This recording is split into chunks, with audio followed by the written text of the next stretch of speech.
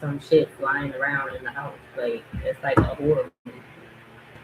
I opened my eyes and see. I thought I was dreaming at first. I'm like, what the fuck is that? And then Olive making sounds. She had to foot of the Yo, bed. we live. Thank you for tuning in to another episode of Get Lifted. 30 is the new 20. Hit the like button, share, and subscribe. Click the notification bell so you're notified the next time we post or go live. I'm La Hefa. And I'm Smiley Jizzle. What's good with y'all? Okay. I hope everyone had a great weekend. That's tuned in right now. If you heard me when it just came on, I was talking about I recently had a near unaliving experience. A bat was in my room. I woke up.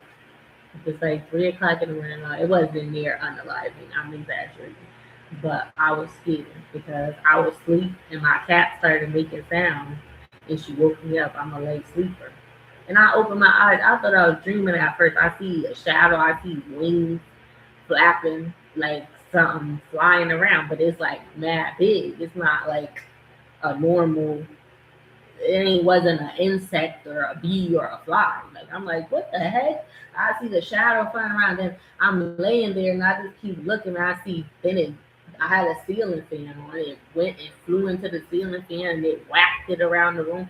And my cat's going crazy because she wanted to catch it, but it's up too high. She can't jump that high. But like I was so scared. I was like, oh my god! I was screaming, and I called my brother, and he saved the day. He came up here with a broom and Mm. whacked it, and then it fell. And then he put it in a trash bag and threw it away.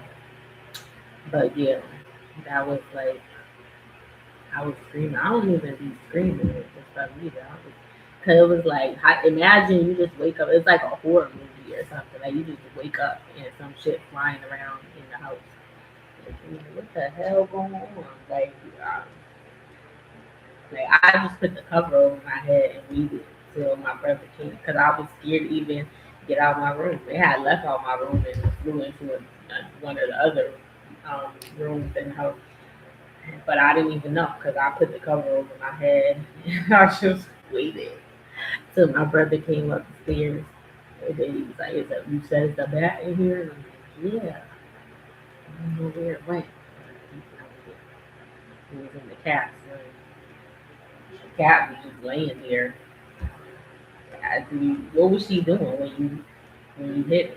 She was, Cat. yeah, she was just sitting there, or was she in there trying to get it before you? She was just like looking at me.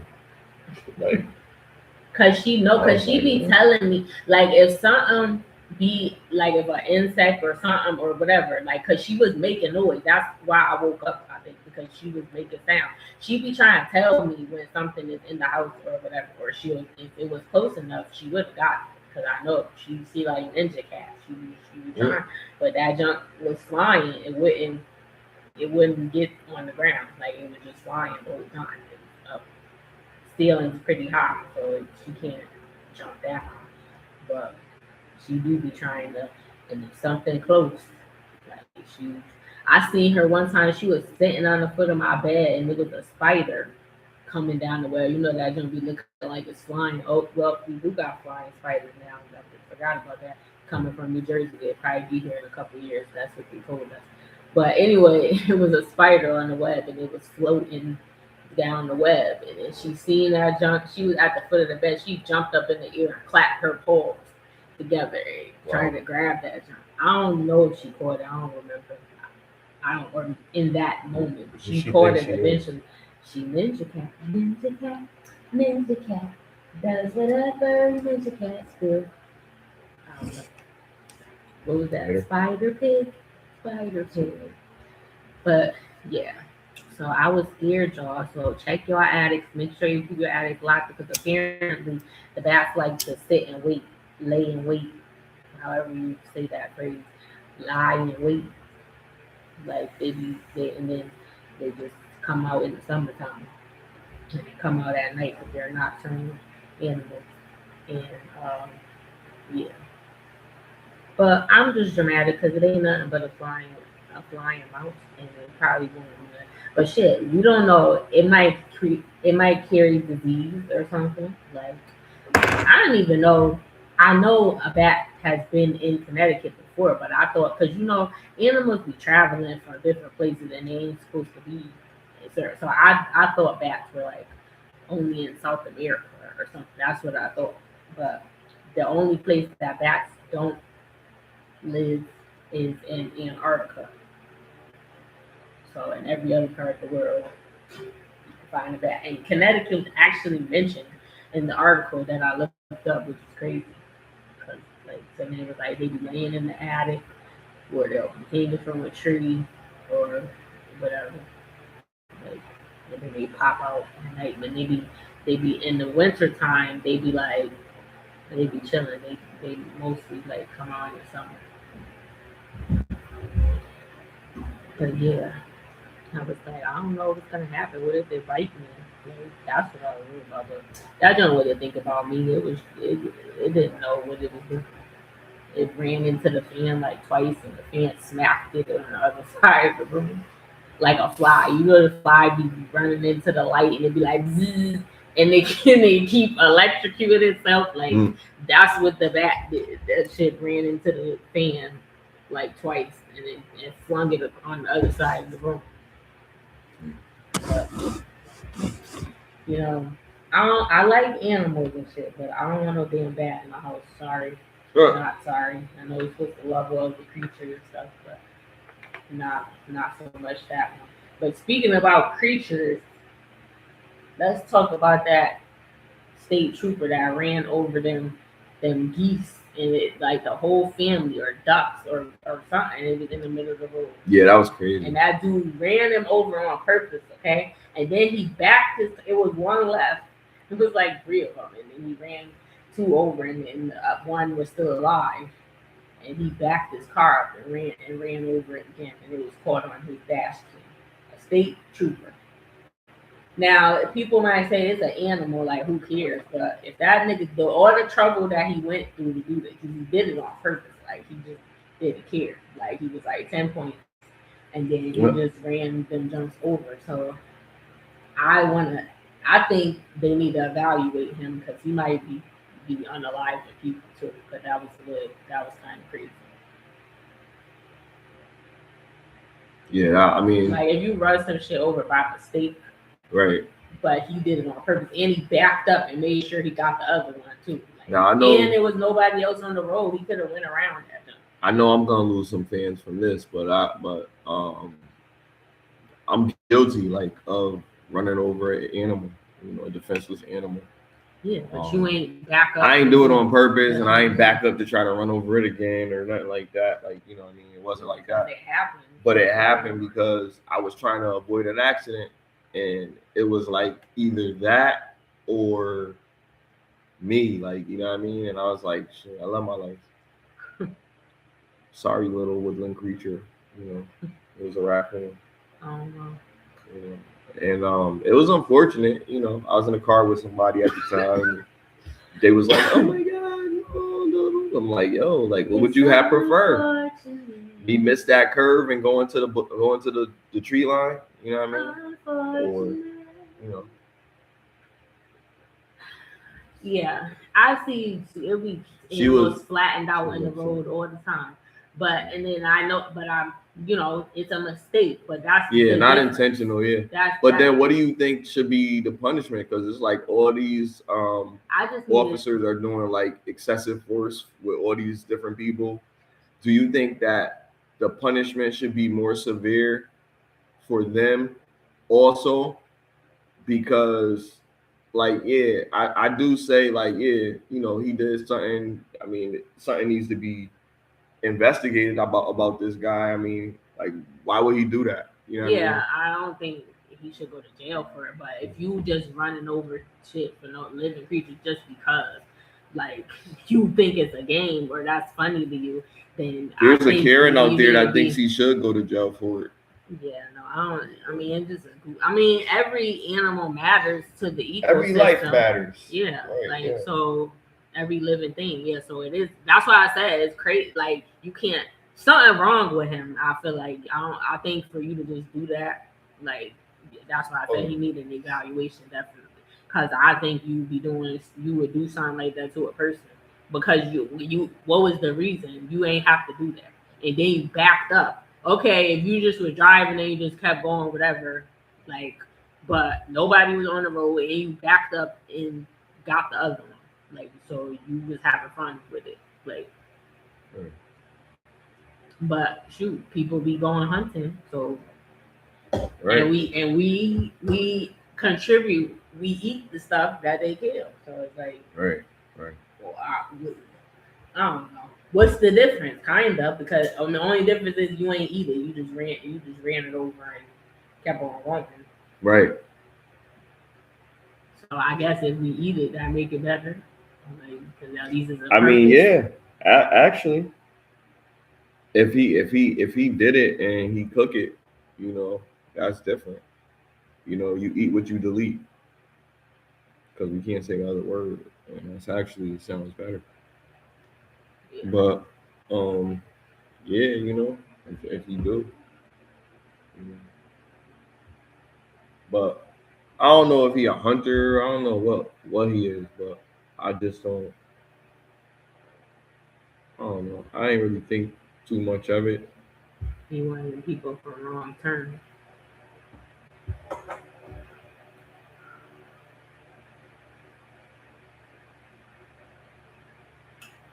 But yeah, I don't know. He done lost his mind. But I do wanna I wanna start a different a segment or do something different. Well, we've done this before, I guess, so it's not really different. But I want to play a track. If you ever heard of Suno, we promote Suno. Suno, if you need we need some sponsorship, okay?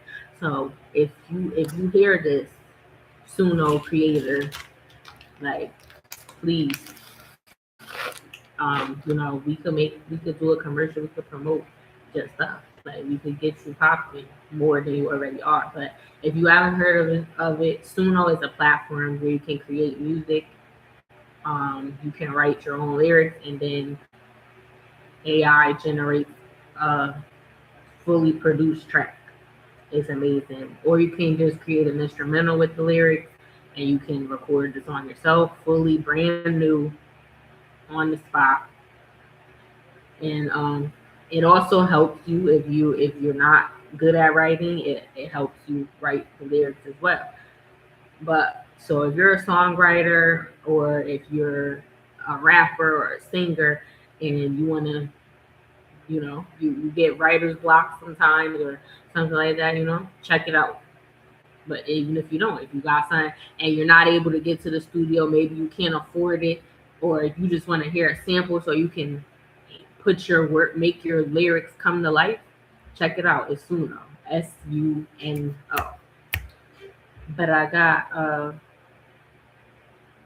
a track that I want to play. Okay. And it's called Bucket List.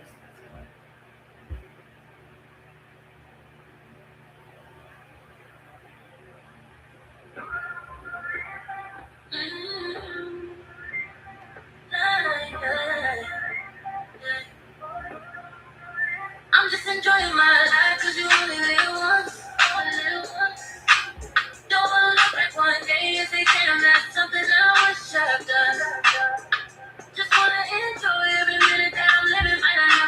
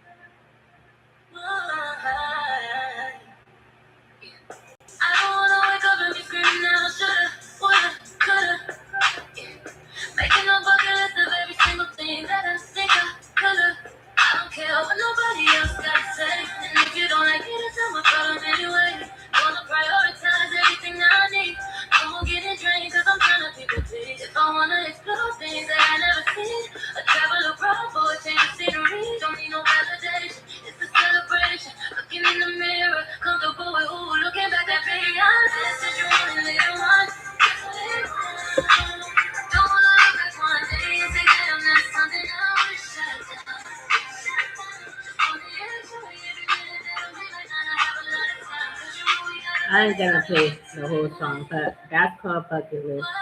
And here's another one called Lock In. Just to give you an idea, this is what you can do with Suno. Sound, it's a fully produced track. I just wrote the lyrics, and I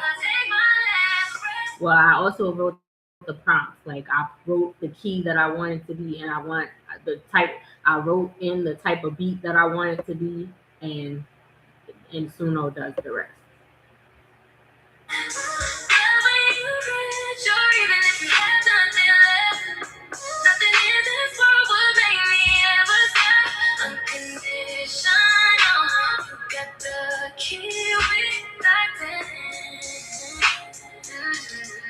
So it didn't work out, but I don't care, 'cause it's something about you. I don't even gotta be a woman, settle for being friends if that's cool. You're someone I never knew I needed, till you left me, now I feel depleted. You're all that I dream about. Ooh, life is so mundane without you. If you ever have a question about the way I feel, please make no mistake, I'll be loving you till I take my last breath. Love when you reach, or even if you have nothing left. Nothing in this world would make me ever stop. Unconditional, you got the key locked in.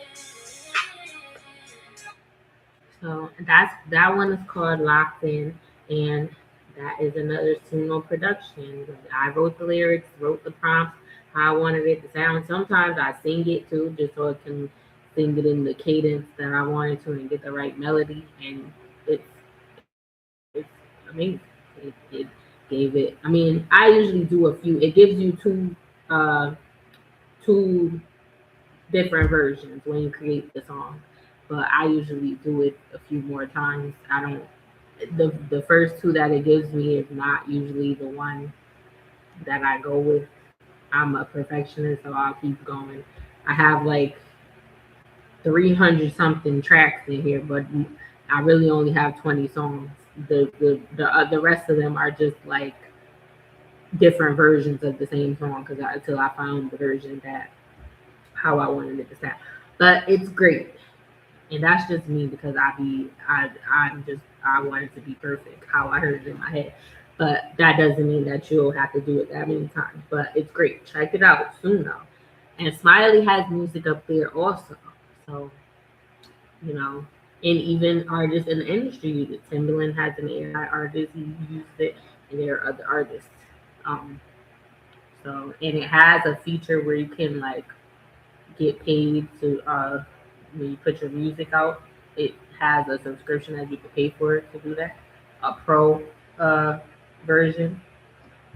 So if you really want to take it somewhere, you want to get noticed, maybe you have the potential to do that. So check it out. Because I heard about it from this lady. She created an AI artist, and she was number one on the charts. Number one. She was a regular lady. She can't sing or nothing. Like but she knew she wrote songs, and she made some hit records with her AI artist. And then she did interviews, and she would talk about what app she used to create it. So she went from a regular person to the number one track on the AI charts.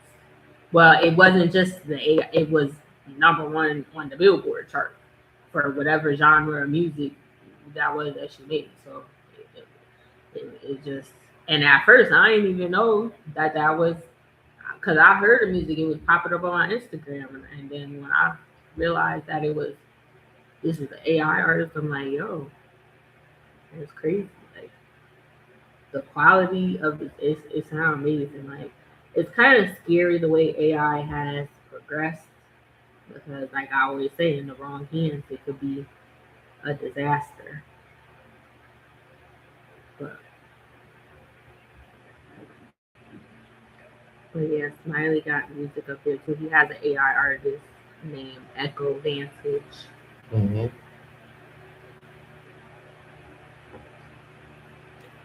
Yeah, Echo is She's like a rock / pop / R&B / rapper artist. Female. Obviously from my writing mind, I'm a guy, so but what I do is I'll take music from other artists on the platform and remix it, and that usually sounds pretty good, with the mixture of different genres. So yeah, the song was dope. So going forward, well, comment down below if you like to hear like music when you're coming in on Sundays when we're getting started. We could play a couple songs while you're waiting, and we don't gotta worry about copyright because it's a fully original produced track, so they can't take us down for that. Oh, that was bars. Fully original produced track. They can't take us down for that. So Daphne Joy, 50 Cent's baby mom, an intimate tape was released with her and Diddy. And everybody's talking about it now. Kendra G had something to say about it. Actually, if I could find the clip, I actually because she had like a personal experience. She has met all three of these people. She's met 50 Cent before. She has met P. Diddy, and she has also met Daphne. And she said she was following her on Instagram until she seen the content that she was posting, and then she unfollowed her because basically she was like she don't want to see no cheeks on her news feed, which is understandable because she's a woman. A lot of women. I mean, I don't follow nobody to do, but stuff just be popping up on my thing anyway. But it's like, but I would go to the strip club though, so I don't really care about that. But I don't follow people that do. Well, I don't know. I feel like people now they don't care. They be posting.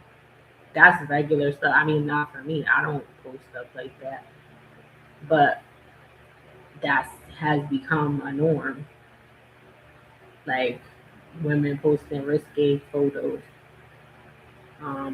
And they say they don't do,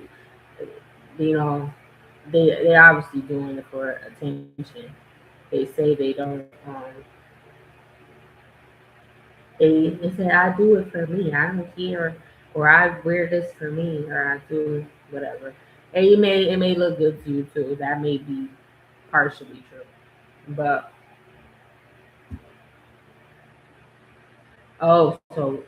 she responded. Oh. Daphne said something. They had an her and Ak had an interview. They had an interview. And he tried to shoot a shot. Most of you are familiar with the situations. I don't see that. Nobody want to hear her talk because she just. I'm trying to find the clip and I don't see it. She gives her what she deserves. What do she deserve? Who is this person that's posting this? She must have took it down because I don't see it anymore. Let me look at my history. Because when I searched it up, it wouldn't come up. But it just popped up on my YouTube feed. The interview of Kendra. But anyway, basically that's what happened. Kendra, she basically just spoke on it because she had like somewhat of a personal experience. She has met all three of them, and she was following her on Instagram. She probably followed her when they met, when they had that encounter or whatever. And then, but she ain't go on her page, so like when you follow people, stuff start popping up in the stream, and she was like, "What's this?" It was like some almost X-rated type of stuff. Like she was half naked. She showed the clip of what she had on her Instagram. And it's like, I don't want to see this on my news feed. Like, so she didn't even know who it was at first. Then she was like, she's a gorgeous woman, but I don't, no disrespect to her, but I didn't want to see that on my feed. So I unfollowed her just because of that. I just don't want stuff like that popping up in my algorithm. Right. And then she was like, but then she spoke about what Daphne Joy had come out and said, that she made a mistake by being with Diddy. Like, he had her doing stuff that she would never do, but she loved him, and that's why she did it. And she knows better now than to allow that, or she was easily manipulated or something. And then Kendra was like, yeah, she must have taken it down because I can't find it. But there are people talking about it, but I don't see the actual clip for Kendra. And she said something back to her apparently when she seen that, which I figured would happen. But Kendra was saying the truth. She was like, because you said, when you post stuff like that, that's like you look like a sex worker. Like that. Yeah. That's how she had on a bra and panties. She was switching around and her cheeks was all out. She was almost naked, and you was prancing around inside the house, which you're not in a pool or at the beach, or which do it really make a difference if you posting that. And who's on that? Daphne Joy, on her Instagram. So she said, that's your Instagram, and that looked like OnlyFans content. Might as well be, or you could put something like that on OnlyFans. I mean, she wasn't having intercourse or whatever, but she was almost naked, like, or whatever. And that was all the stuff that she was posting, like just half naked photos or whatever. She was like, so if you treat yourself that way, then that's how men are going to view you, and that's why you could end up in a situation like that. So if you don't want to be treated like a sex worker, then she was grown. Then you shouldn't behave. She was like in her 30s. What does that mean? Daphne Joy. Who said about the age? Well, I was just thinking, because I'm like, she should know better. A lot of people should know, but everybody don't be exposed to the right thing. You don't know how she grew up or her background, whatever. Usually when they do stuff like that, there's a reason why. Because a lot of people should know a lot of stuff. A lot of people should know not to do stuff to get themselves locked up, but they do. So it's like, you would think that they should know, but apparently there's some type of disconnect where you wouldn't be in these type of situations. And I think when a woman is willing to like sell her body or just, do all that, there's some type of lack of like love for herself. If she wants to just, you're in a relationship with a man and he's telling you to like sleep with other men and you're okay and like just getting, like, I think there's some type of trauma or something. Not necessarily that it has to be SA. It could be that or something. I don't think that's normal behavior. Usually a woman only wants one man.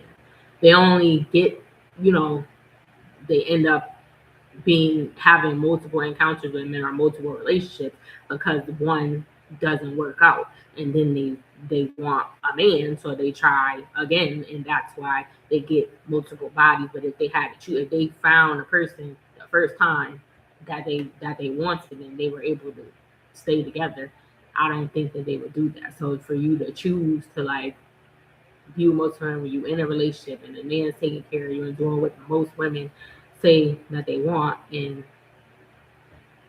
maybe that's a stability, he's doing that, so this is what you gotta do for him. It's like, but why would you even want to do with a man that's making you do that? Like, if that's what y'all agree on, but if you're putting the blame on him and saying he forced you to do that, he wanted to watch you with these men, then I think that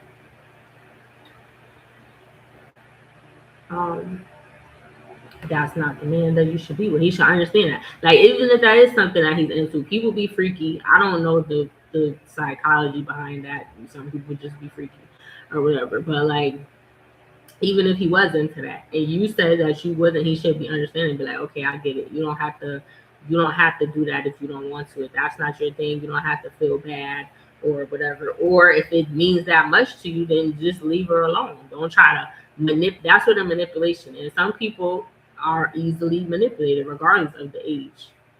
Because just because you grow up physically, your emotions and your mental state, your mentality doesn't always develop with your physical body. So, and that's because of traumas and things like that. Because that's what psychologists say. If you experience trauma of any sort, it doesn't have to be like the worst thing ever. Trauma is trauma. There's a spectrum or whatever. But anytime you experience trauma, whatever age that you were when you experienced that emotionally, until you heal from that situation, you're still that kid. Like if you were beaten as a kid to a pulp, or like I don't know, like if you're abused really badly as a kid, like or essayed or something like that, then it's like you be like that kid. Like every time when you encounter those people and you gotta face those demons again, like you relive that situation again. So it's like you're back in that. Turn that light on. I'm on camera. So. It's like you're back in that moment. Back in the time when it happened all over again. So, and a lot of people be like, oh, therapy, blah, blah, blah. You don't need therapy. I don't need to talk to nobody, blah, blah, blah. Right. And it's like, you need to do something. Yeah, I think therapy is essential.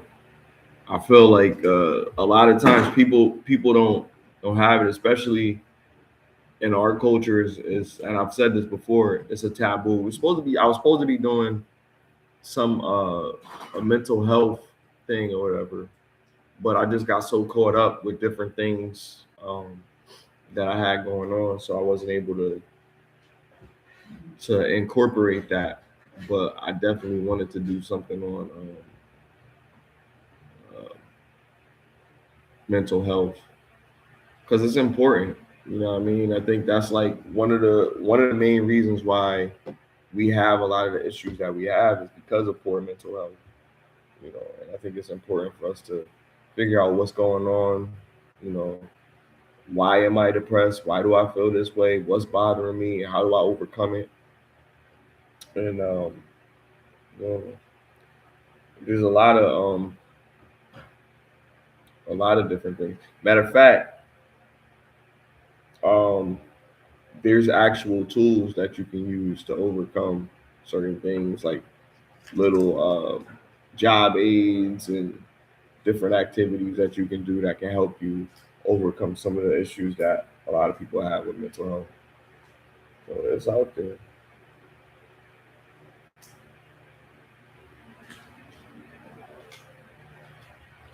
But there was another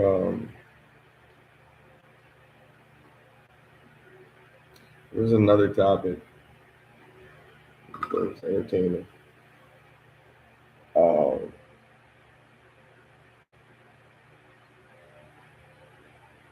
Well, first off, let's start with this. Knicks fans, we gotta talk about the sport real quick. I know we got a lot of Knicks fans out there. Some that's been under a rock for maybe 50 years. And we got some that's been under a rock for 20-something years.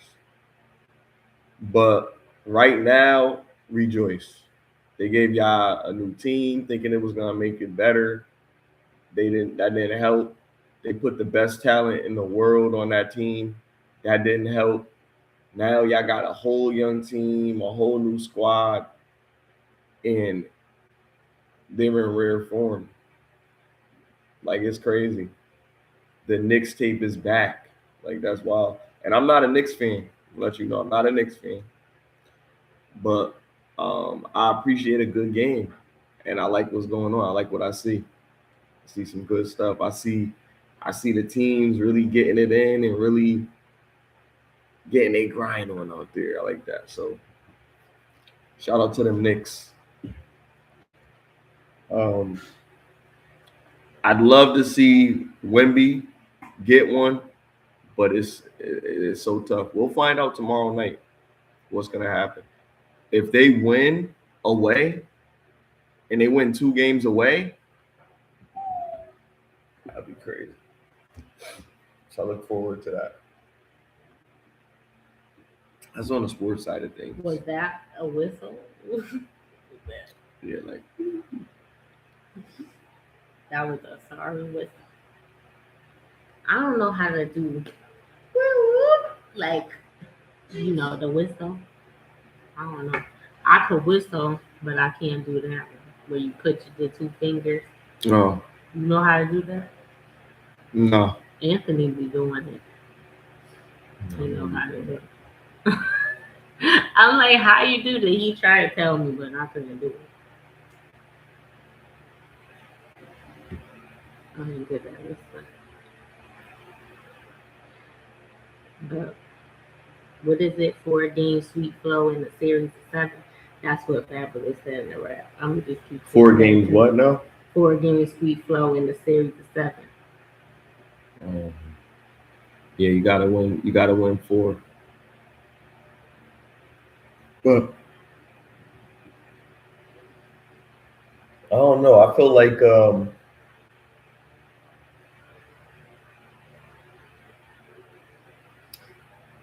Knicks might pull it off. I don't know. If they do pull it off, whatever. Like I said, I'm not a Knicks fan.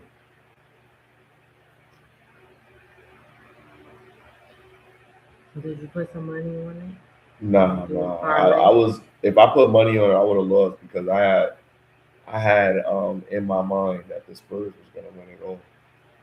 So I mean, they still could. They still could come back, but now they lost 2 away games. So now when they come back, they gotta fight. They gotta go to the Garden, and the Garden is gonna be crazy because New York is hype right now. You're gonna have the best fans in the world. You're gonna have some celebrities out there. You might have Denzel Washington out there. You might have who they going against? The Spurs? The Spurs, yeah. But they home. So that's an advantage.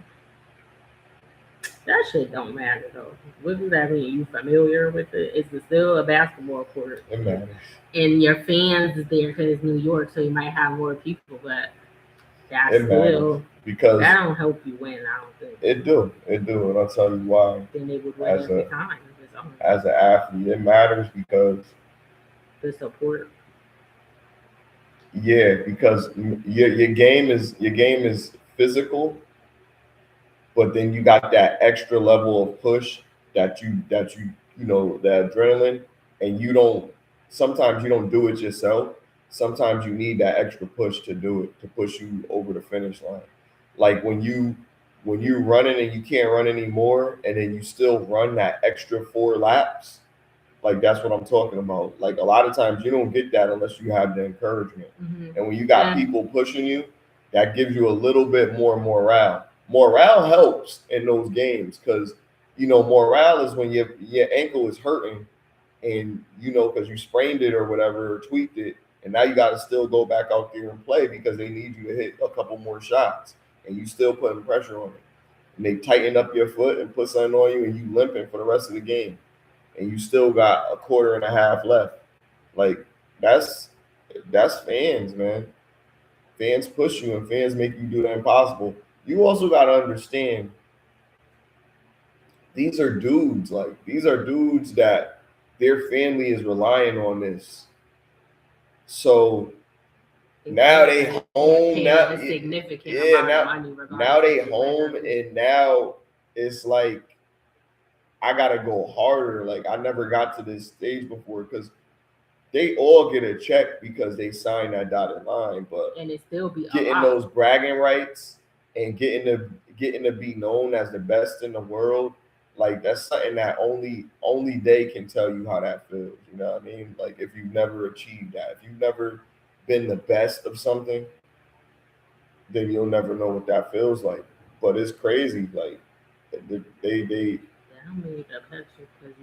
well, no, when you're the champion, you are the best for that moment.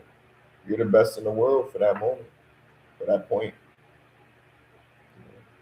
But I get it because like if I don't like singing in front of people. I'm not Mariah Carey, but whatever. But when I have done stuff or whatever, and then when I start, I'll be nervous, and then but if people encourage me, then I get more comfortable or whatever. So I guess it's like the same thing. Like, or when you hear There's people, so many different emotions. They be like, take your time, playing around your people, your peers. Like, yeah, you get the encouragement, but also you get to prove to them, you're what the others say that you really are, because maybe they don't support you. You know what I mean? There's so many different things, but just playing at home, your roots, so much that comes from that, so much energy, man. Like in that, I watched this cartoon recently called Goat, and in the cartoon, it's animals, but it's animals in a kind of a basketball world.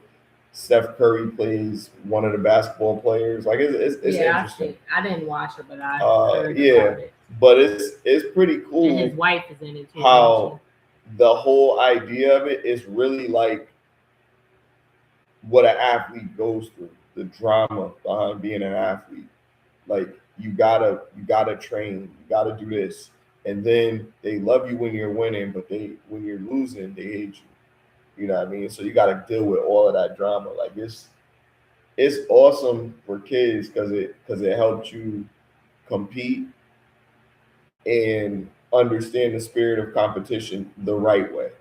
You know what I mean? So sometimes they do good when they create something, and there's good things from that you can take. You know what I mean?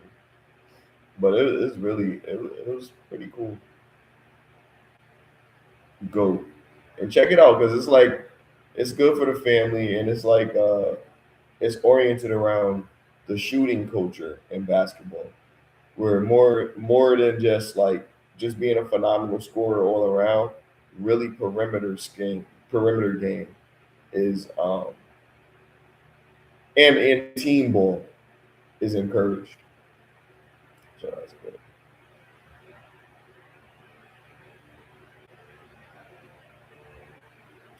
But yeah, speaking of competition, what about music, rap right now? Like you got Ti just dropped a new track called Him, Mr. Him or something. Then you got Jay-Z put out his little thing talking about he made various reference points without actually saying people's names. So he did it the battle rap way, which was kind of awesome. So he was up there, he did that. He had his dreads was combed out. His loctician spent 4 days doing it. That was he had it from.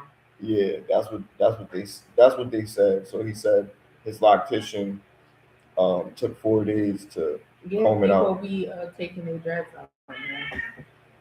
Now I could believe almost anything because he's got a salary cap that we can't even imagine. So it's possible that he's able to do that. But then there's people be doing it. Right. But then there's also the rhetoric of the people that he insulted.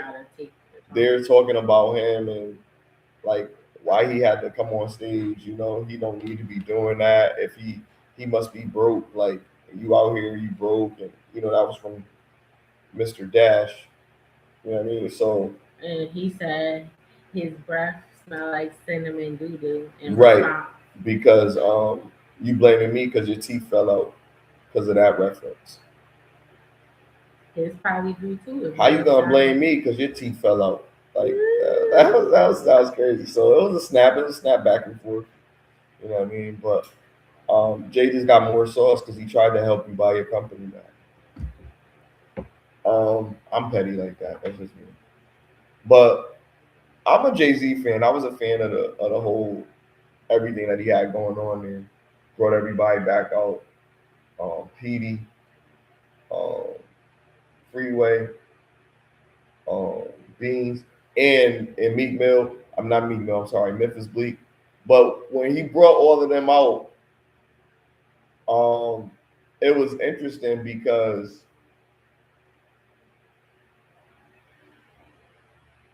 I realized, me and my sister checked out the one of the most historical battles of all time between Freeway and Cassidy. If you know, you know. But that was when Cassidy was first coming up. And there was no competition. You know what I mean? And there really wasn't any competition to Cassidy. Like he was really that dude. And then Freeway, who was like up and coming, one of the rising people in rap. And he just got upstaged, you know. And I got what it takes to rock the mind right by what some would consider to be a rookie, right? He came out there and he showed them like, bro, like I got whatever you want. If you got the famous line, put a beat on. If you know, you know. In a battle. Put a beat on. A little bit of a track. You're supposed to say, well, you don't have to say that in a battle, but concede it. Cut the beat. Ayo, DJ D-Rap, cut the beat. Speaking of battles, I just watched the battle earlier. I started watching the battle. King Los, he's on a rampage right now. He was going against Daylight. And if you know Daylight, if you watch battle rap at all, Daylight is one of those people. He goes deep, cultural stuff. He was a part of what's the guy's name? The guy that backed out of a battle with Drake and Kendrick. What's his name? J. Cole. Yeah, he did a track with J. Cole, whatever, and helped write a little bit of it. So he's really creative. And I'm gonna watch the battle again and give it my full, you know, let it switch around on my palate, pause. You know what I mean? So I can like absorb it. You know, because sometimes when you listen to music, you just listen to it. Do you listen to music or do you just skim through it? Famous. Who said that? I think that's what a lot of people. That was on the Renegade. Skim through it. Renegade. Yeah. Eminem murdered you on your own. I don't really believe that either. I think it was pretty even because coming from two different backgrounds. What are you talking about? Are you talking about how many syllables they use? They both use a good amount of syllables. I know you're quoting a verse, even if you feel that way. But what I'm saying in general, asking why? I'm not asking you. I'm making a rhetorical. But what I'm saying is, in terms of that whole argument that people put out there about that because of that particular thing. Honestly, I never really ever agreed with that. I liked what M did, but I liked what Jay delivered. It resonated more. I understood everything he was talking about, and he put it in a verse, just like wrestler Brock Lesnar and all the stuff that he incorporated in that verse, Lil Wayne. I feel like the energy that I got from Jay's verse was what we wanted. And the energy that we got from Eminem's verse is what we wanted. But the clash of them together was to see the two sides of the coin. You could have this part or you could have this part. Was better? That's what you think. I think it was even. It was glass half full, glass half empty, because it depends on your taste. If you're more of a taste of just word salad, is really what I would refer to it as. And it was good word salad because it was some things that were good and relative to his life. And the things that Jay-Z said was relative to his life. It wouldn't have been better if Eminem said Jay-Z's verse, and it wouldn't have been better if Jay-Z said Eminem's verse. I think it was where it should have been. What they said, you saying it's even. They're the same, and that doesn't mean that you don't like no. Because I'm explaining. Let me see. Like I'm explaining from the art part of it, not like favorite or what was this, that, whatever. That's not the stance. Favorite. No, but I'm saying I'm explaining what I'm saying. You can identify on a song. All right. If somebody, because we've had discussions like this. Okay, so let me tell you what I'm explaining about this song. You said they had the best verse on the thing. So no, because that's not one of those. It's not one of those tracks. Because like usually on a track, it's like so off that you be like, yo, like he bodied him. I don't think M bodied him. I think M did M and J did J. But if you're a fan of J, you're gonna like J's verse. If you're a fan of M, you're gonna like M's verse. I'm a fan of both, and I got a verse that made me feel like it was even, as opposed to being like, yo, his verse was way better. Because again, from the art form, he covered all the bases: delivery, cadence, verse. The shit he said was actually good. And speed, tempo, and crowd control and performance. They both did the same thing, but Eminem just has a different approach. Eminem likes to use multi-syllable shit and say a whole bunch of gobby. You know what I mean? He likes to do that, which is okay. Like it's not, we all do it because we like to use multiple syllable words when we rap, and that's the only difference.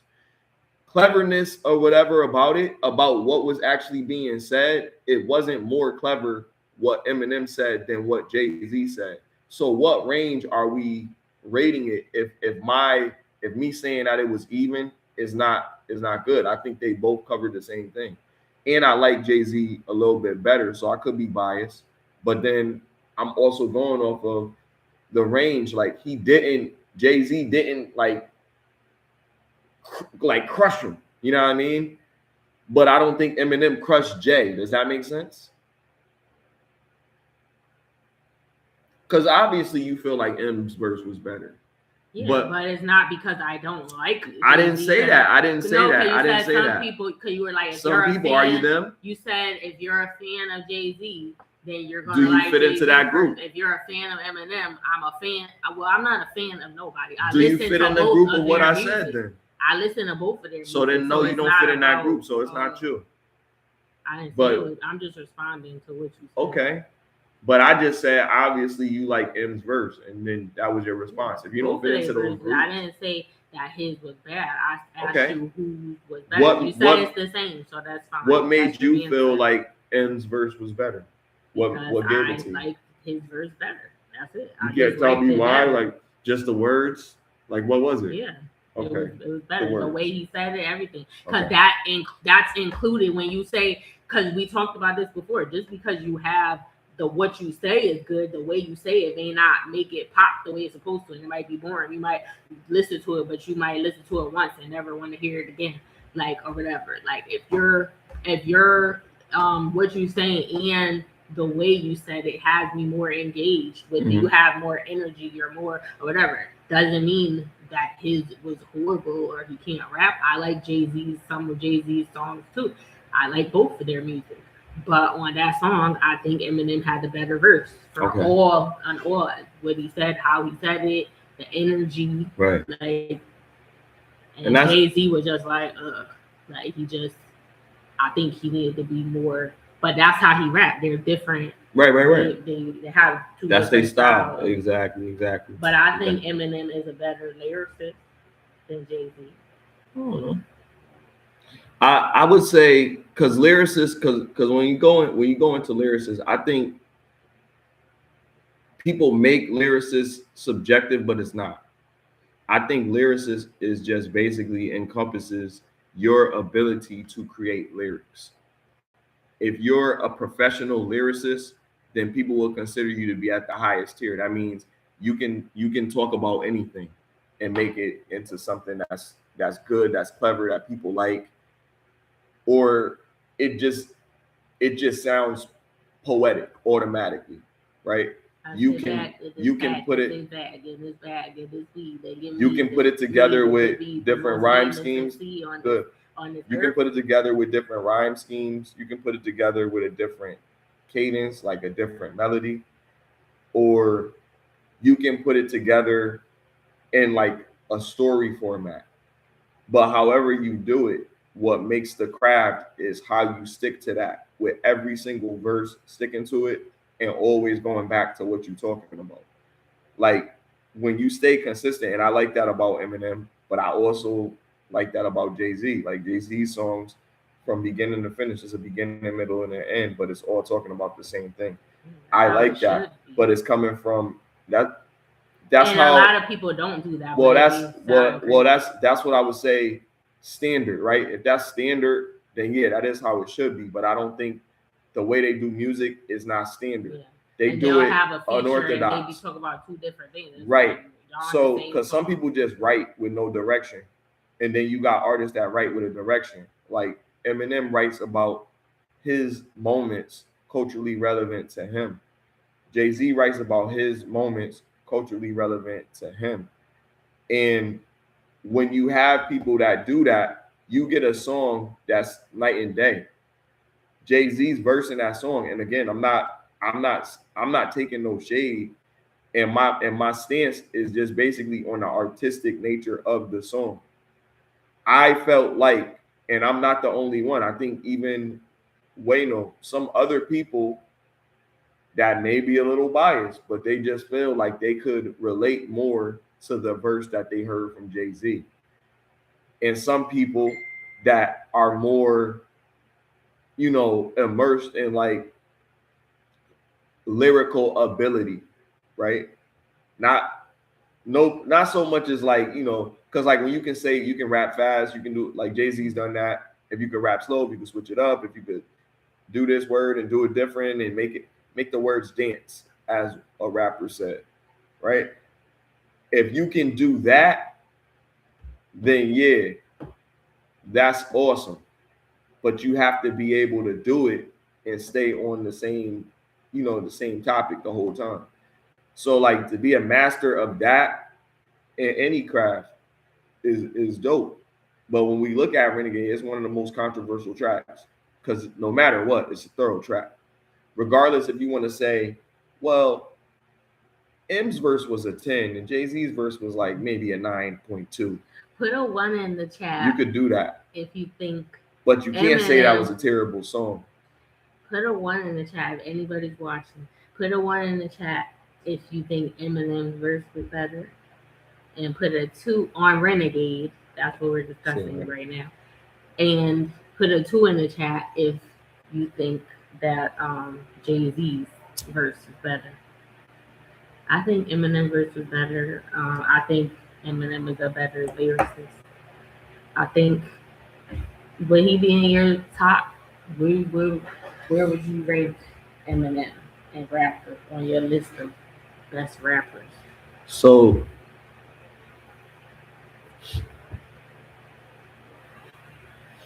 Eminem is high on my list, but he's not the top.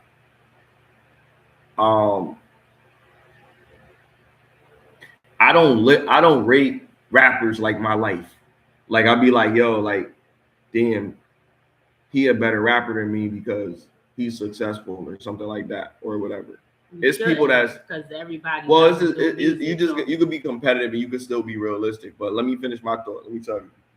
So like, I feel like a lot of artists that probably make it are not that great, but they're marketable. So I take that under consideration. I understand marketability and all that. So what I like to do with music versus what other people like to do with music is different. It's a poem, like some Wale type shit, and then it becomes a song.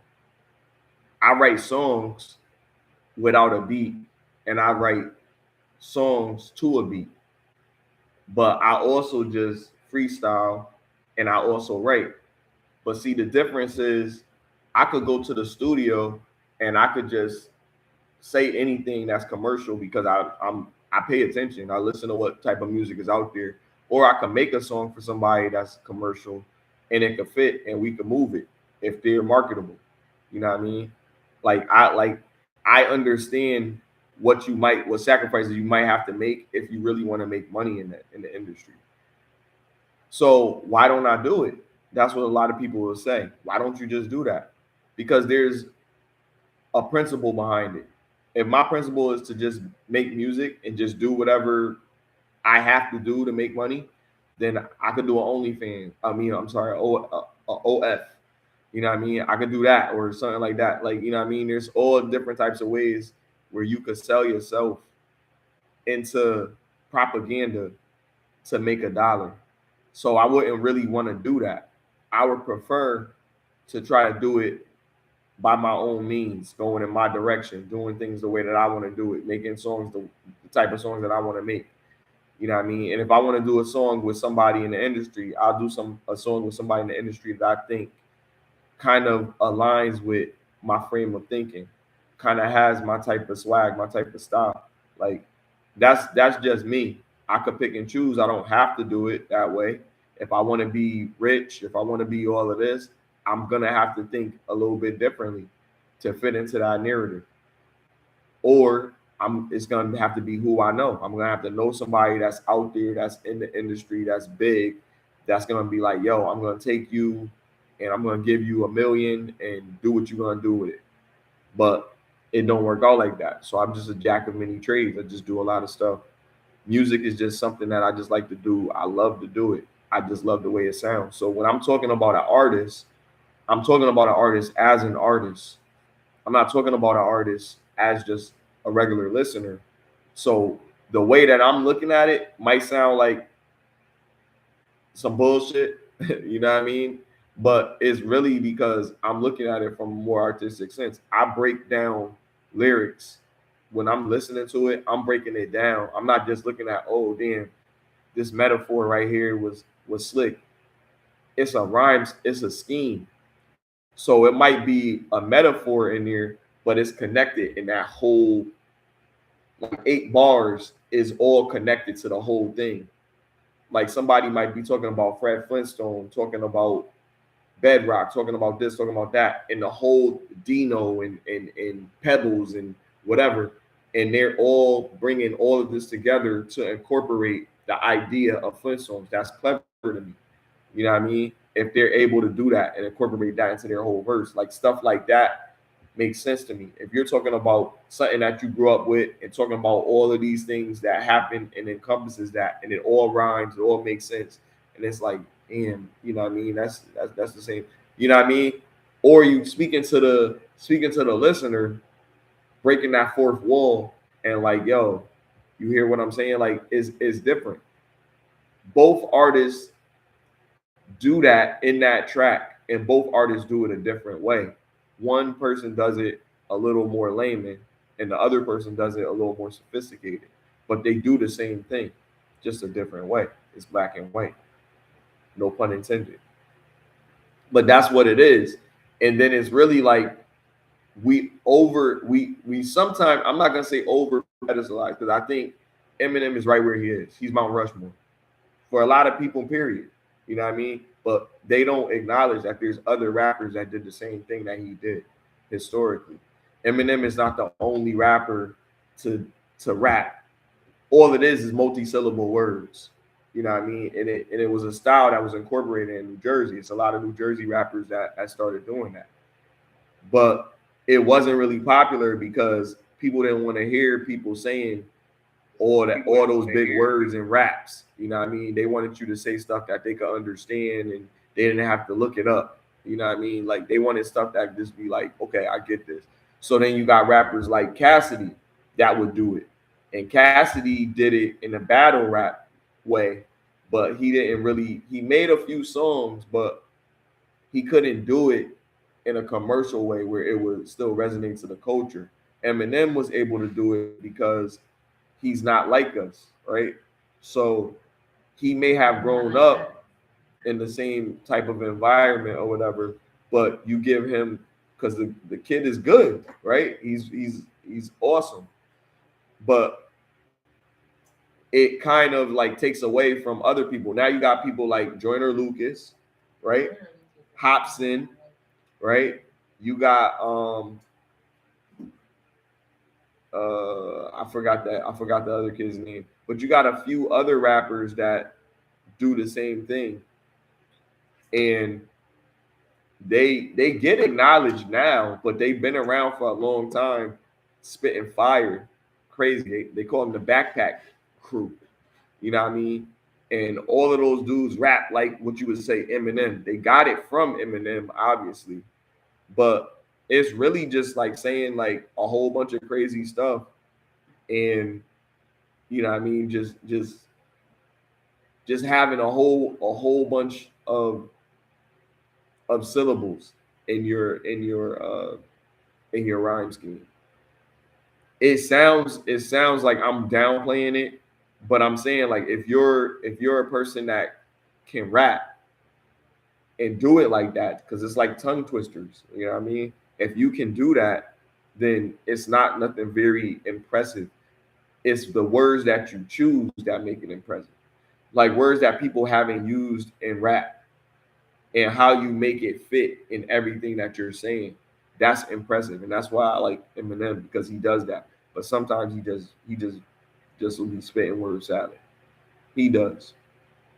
And so that's why I can't say like every single track I'm gonna be like, yo, but you know there was Eminem's where you was like, yo, that's crazy. Say every single, because nobody every single track. I'm talking to the people. But I'm saying like, you know that there was an Eminem's track where you was like, yo, that track went crazy. And then there was tracks where you was like, damn, what the hell are you doing? But I think once an artist becomes commercial, then they stop caring. I think that happens with a lot of artists. He came out commercial. Eminem, he came out commercial. But I'm saying the way they rap changes. Once they once they reach a level of success, evolved. That's all they make is like they don't care. He was basically the YT kid that was with a whole bunch of black people. So you're saying that's why it was really like some plant type of shit, because it was an idea at first, and they didn't know that he was really talented.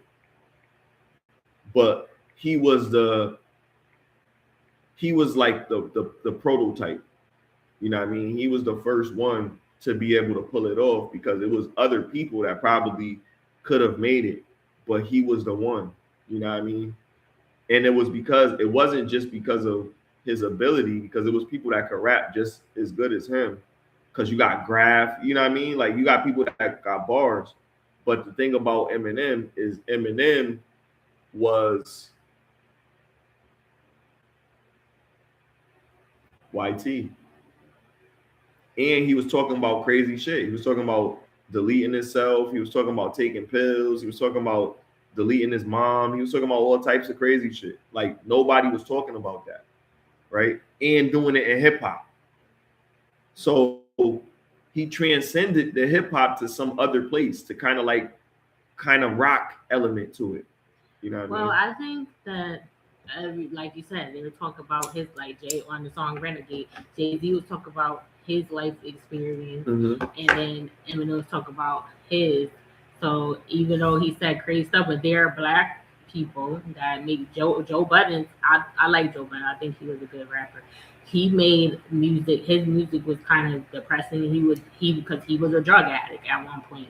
He's supposed to be clean now, but he made music about unaliving himself, or like being like Triple Extension, a younger rapper. He did the same thing. Yeah, but I didn't.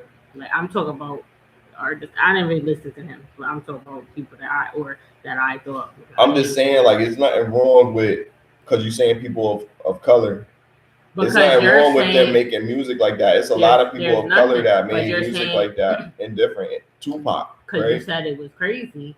The stuff he was saying, well, some of the stuff that he was saying about himself and things that he, you know, it wasn't common in our culture for us to make music like that. But you talk about your experience, so if that's your experience, you talk about your experience, and that's how you feel. You can make you feel something, but you make it a different way, and that's what I'm saying. Like, it wasn't rock and roll; it was hip hop. So that was different for hip hop. That was a change in hip hop that we didn't know we needed. What you're saying, because it wasn't rock and roll; he was rapping.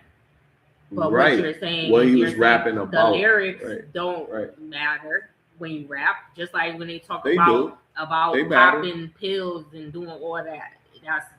That matters, because that's a culture. That's still rapping. It's the way you say it that makes it a rap. It is the way you say it, but there's also what they saying, because that's why, because they can make that the title of the song and just sell it. You know what I mean? Like that's stuff that resonates with the culture.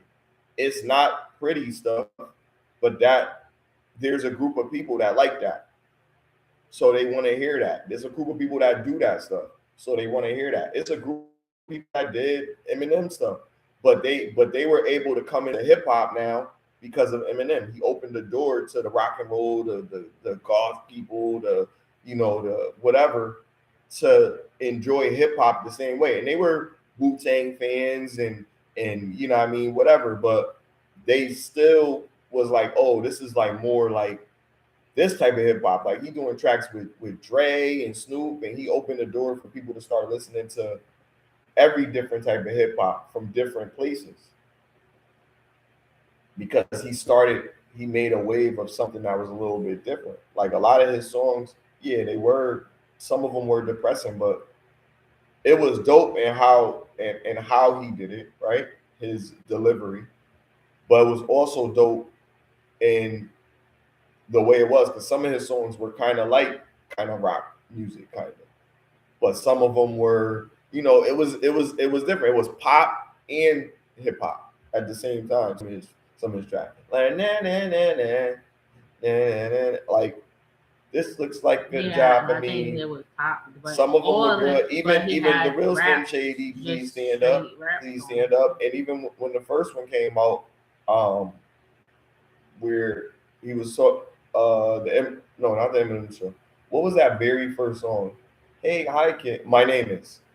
That was the first song, and then I was like, wow, who the hell is this? But I liked it. It was different. It was out there. That's what you're talking about. You like it. Not analyzing and trying to take away because he's white. I'm not taking anything away from it. I'm saying, because I think people don't want to like it. The biggest conspiracy theorists of all can't see that correlation. When you talk about plants, you can't see that correlation. You can't see that. I didn't say that. That's not the question, though. Maybe he is a plant. We have no proof of that. Yeah, I said he's in my list, but he's not. But why? Because you think that they put him there. That's the reason. Because there's other music that I listen to more than I've listened to his music in excess. So, like, I listen to his music because I want to hear what he's going to do with it. I'm intrigued. What can you do? You know what I mean? I had to do my own version of one of his toughest songs, because it was in the Guinness Book of World Records. Like, Rap God was impressive to me. Rap God is not even the highest bar that people put it at. People don't put it that high. It was like he was just saying a whole bunch of shit, but he wasn't. You analyze the bars, but it was just like, what else can he do, right? So it's like that. Can you rap fast? Can you make everything that you saying make sense?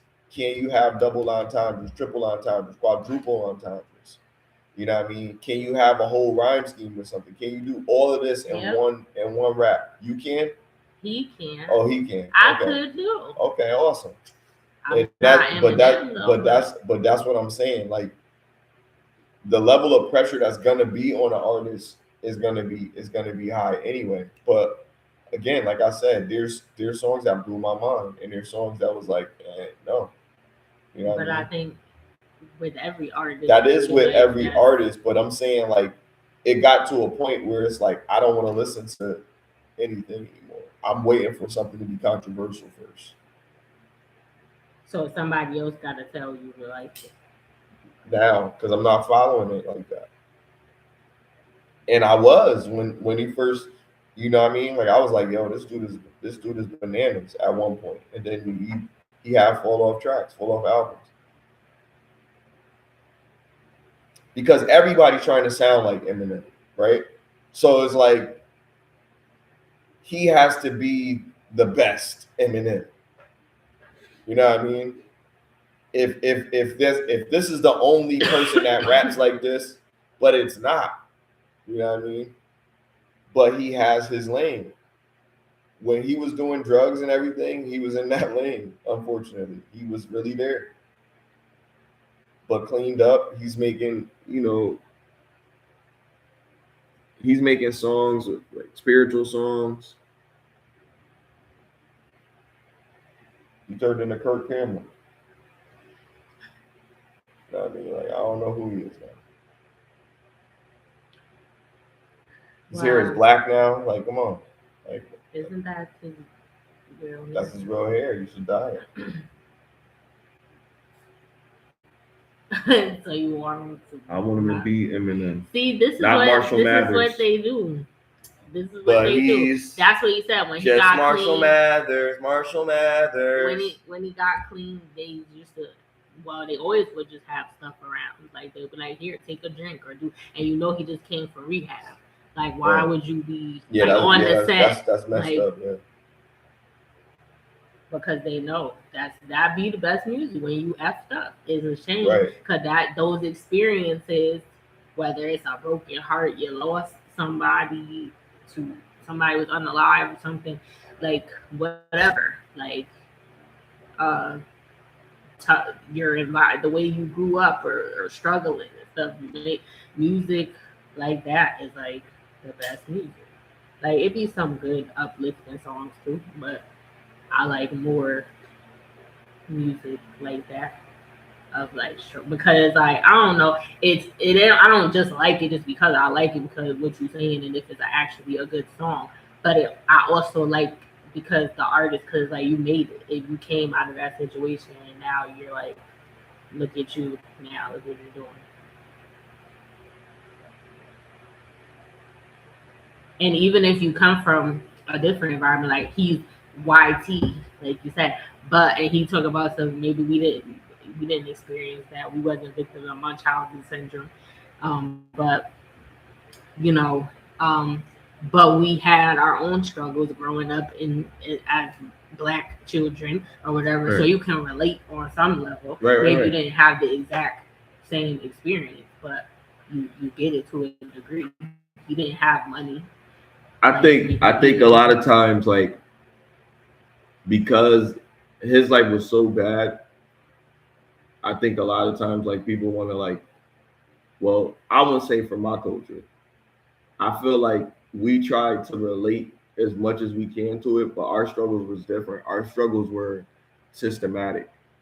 And we don't realize that until we become an adult and we like, okay, it's not a lot.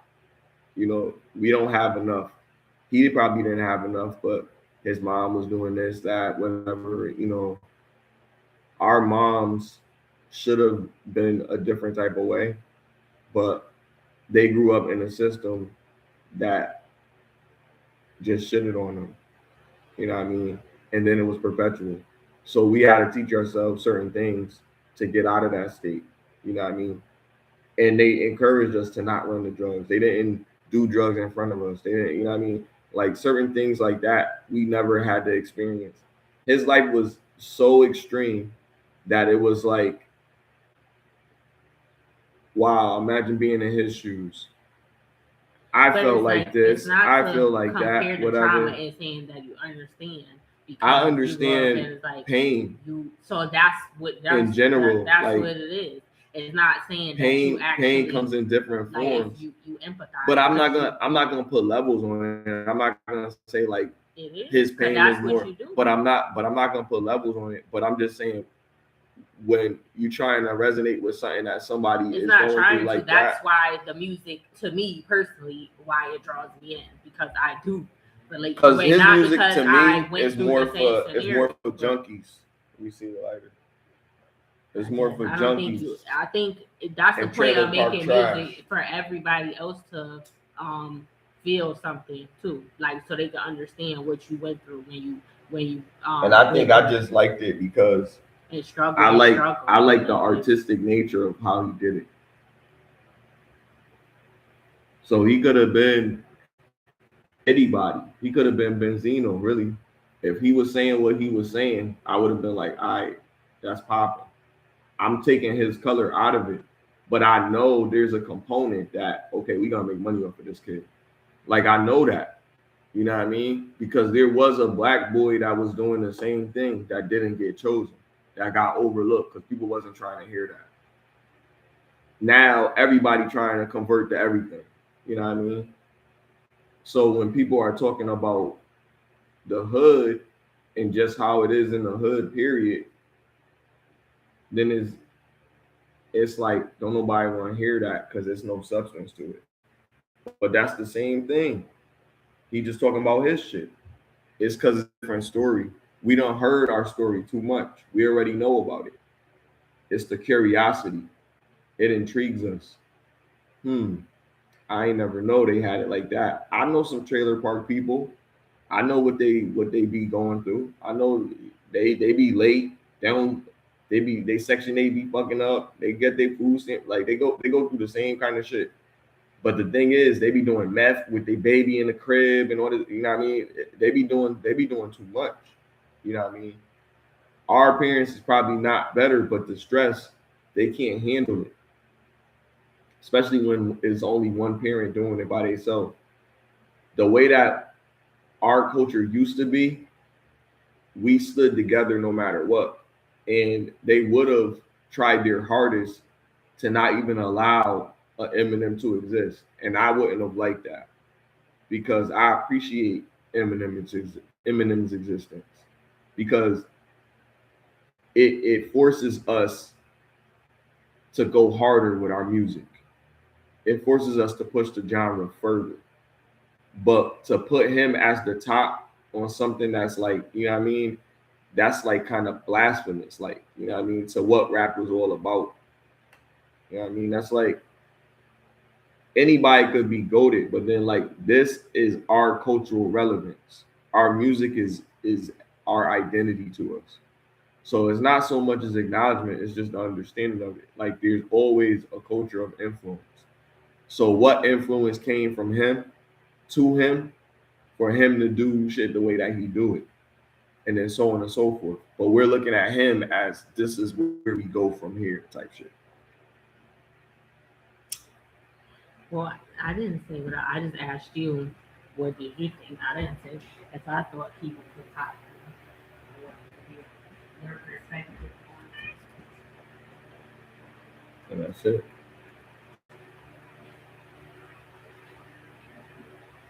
But I think you're reasoning more so because you see, that's what I'm saying. Like, it don't matter what I say. Because you want me to glaze somebody. I'm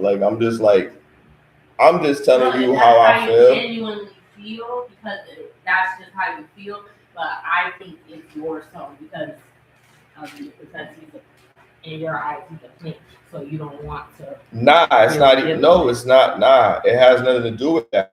Because I think you really was an Eminem fan. He got his talent. You had his album. He got his talent, right? So, like, if you listen to music as avidly as I do, then you have to understand that when something comes along that's different, Billie Eilish, fucking Lola, what's her name? Not Lola Brooke. It's a lady from London. But like it's different artists that come from like different places and they all be popping. So it's like if this artist is from America, they popping, they got bars, you're gonna be like, whatever. I liked it. And I rap a certain type of way. I like to use big words. Because I like to do that. So to see somebody going mainstream and doing it, that makes me like happy. But why is it no black people really being mainstream doing that? because there are black people that do that before Eminem was doing it. That's not stopping me from saying that he's good or stopping me from any of that. He's good. He's good. Like, you can't fake what you have, like a God-given ability. Like, he was in the Rap Olympics, all of that. Like, he got bars. Like, you know what I mean? I'm not taking that away. I'm not saying that. It just sounds like bias because of an understanding of something deeper. It's no like coincidence, you know what I mean? But he's accepted, you know what I mean, as being that top tier, you know, rapper. So who would you put in as number one, top 5? Mine would be definitely controversial, but I would definitely put, for me personally, it would be different than what it probably should be. Because, well, for me personally, it would be Jay-Z, Biggie, Rakim, Slick Rick, Nas, or Tupac. The reason I say Nas or Tupac is because I think they kind of like the same person to me. I might sound like Orlando Brown, but they kind of sound like the same person. So I would give it to Tupac because Tupac, he does have timeless music. Nas still be doing it, but it would be them. That would be my 5, right? Then I got other people that's honorable mentions. Cassidy would be in there, definitely. Jadakiss definitely would be in there. Fabulous would definitely be in there. Dave East would definitely be in there. Shit, I would definitely be in there. Like, fuck, why not? You know what I mean? I like some of my shit. You know what I mean? Joyner Lucas would definitely be in there.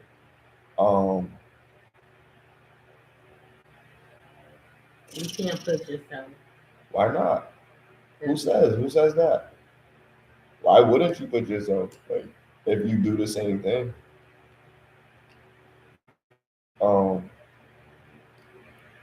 Eminem would definitely be in my honorable mentions. Eminem would probably be in my top 10, honestly. He would definitely be in my top 10. So what is the rest? You said well, I could say a lot. Well, these are for my top 5. I don't know where the other people would fit. Tupac or Nas. And you saying they're the same? They're the same, yeah.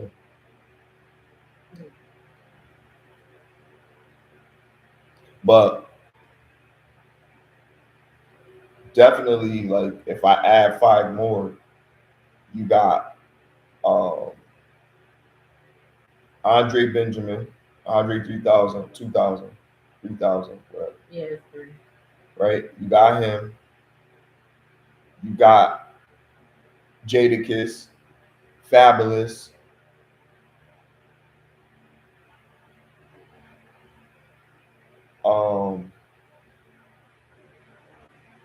Big L.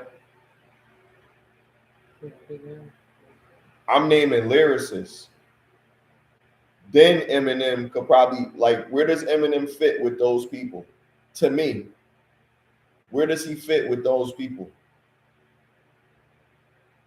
With a Jadakiss, a Fabulous.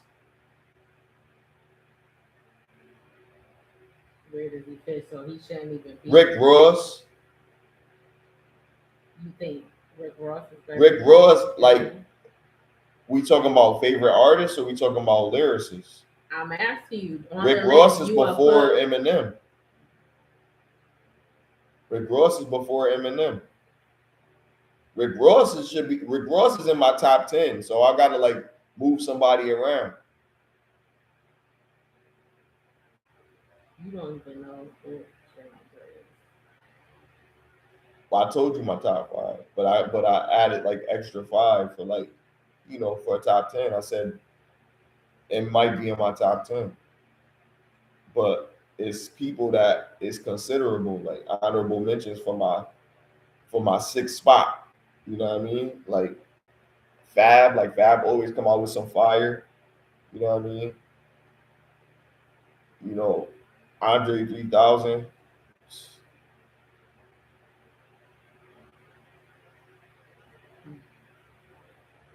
Eminem lyrical ability is so high that if his music fit his lyrical ability at all the time, like what I'm saying is you can have an album and you can have every single song on your album be trash. And then you don't want to play it.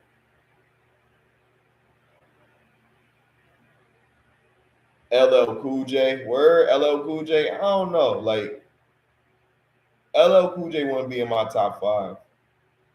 LL Cool J is definitely historical. Something like a phenomenon. You know what I mean? LL Cool J. Somebody wrote that in the comment. Shout out to Retro World. Appreciate you. Yeah, thank you for tuning in. LL, that is 2 L's. I wouldn't put LL as like a top 5 for me. That's an age thing. Because that means Run DMC is in there, Curtis Blow is in there, the Fat Boys might be in there, Beastie Boys. You know what I mean? The whole Crush crew. I don't. LL is thorough, yo. Like I ain't gonna hold you. He's an actor. He's a rapper. He's all that. He can freestyle. You know what I mean? Yeah, you put the whole Def Jam. I can't put, because there's so many people to consider. I can't put all of Def Jam as my top 5 because there's so many other rappers to consider in the whole game of rap overall. I'm 40, so my top 5 was Slick Rick. Who better than LL? Come on now. Are you being for real? LL though? Who better than LL? Remember when him and Big Pun was on the same track? Who had a better verse on that? We want to go into the better verse. Wait, let's bring it back because I don't think this person was here. I said Big Pun. I don't listen. Retro World. We were talking about Renegade.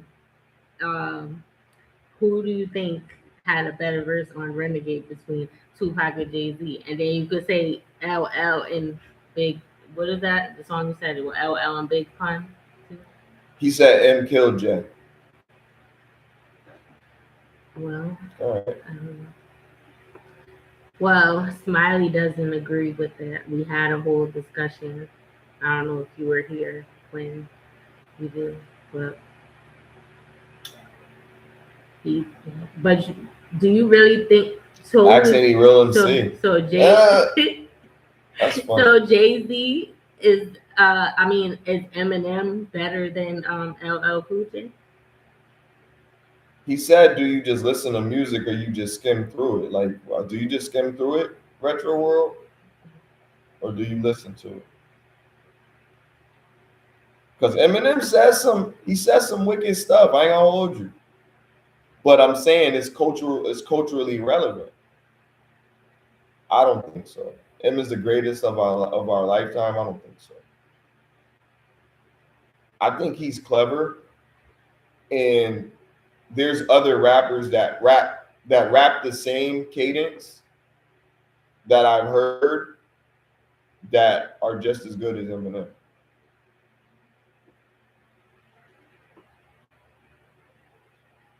And I'm not talking about no Machine Gun Kelly. Absolutely. I was, like my sister was saying earlier, I was a huge Eminem fan when Eminem first came out. Eminem Rap Olympics, Eminem. You know, when mixtapes was out, there was a lot of stuff that was floating around, different music. So you got to hear some early stuff. I know that he didn't start the way that he raps. I know that. I know it was influenced. I don't know. I think he should be higher up. The cleverness with rap. Like, okay, so here's the thing about rap. Rap is poetry. Okay? If you rap, because you're talking about rap itself, if you rap and you do the general style of rap, which is you got your 16, you got your 8 with your chorus or your hook, and then you got another 16, you got another chorus or hook, then you got another 16. That's a conventional setup for the way it used to be back in the day. Everybody would rap a certain type of way where it's a punchline or punchline. When you say it in the beginning of it, at the end of it, it's a punchline and whatever. What he was able to do was he was able to put several things into something, but it wasn't necessarily a punchline. It was just a scheme with a whole bunch of, sometimes alliteration would be used. Sometimes he would use an entendre. Sometimes he is a punchline rapper. He has used punchlines. See, that's the thing. That's how much of a science it is to it. I've actually listened to his music. I didn't say he was a punchline rapper. I said he has used punchlines. So he has used it. Every rapper uses punchlines. Metaphors are punchlines. But what I'm saying is, if he does incorporate everything in his music, then that makes it different. He has a certain type of way that he makes music. And when he started off making music, he was always commercial. That was my argument. It was never, oh, M just getting up here, he's just gonna spit. Some rappers rely on punchlines. Because again, they doing the regular standard of the way that rap was originally. Hip hop is kind of a transcendence or more of a cultural thing of rap. Rap is a part of it. Jadakiss is a punchline rapper, but Jadakiss uses schemes. Jadakiss uses punchlines.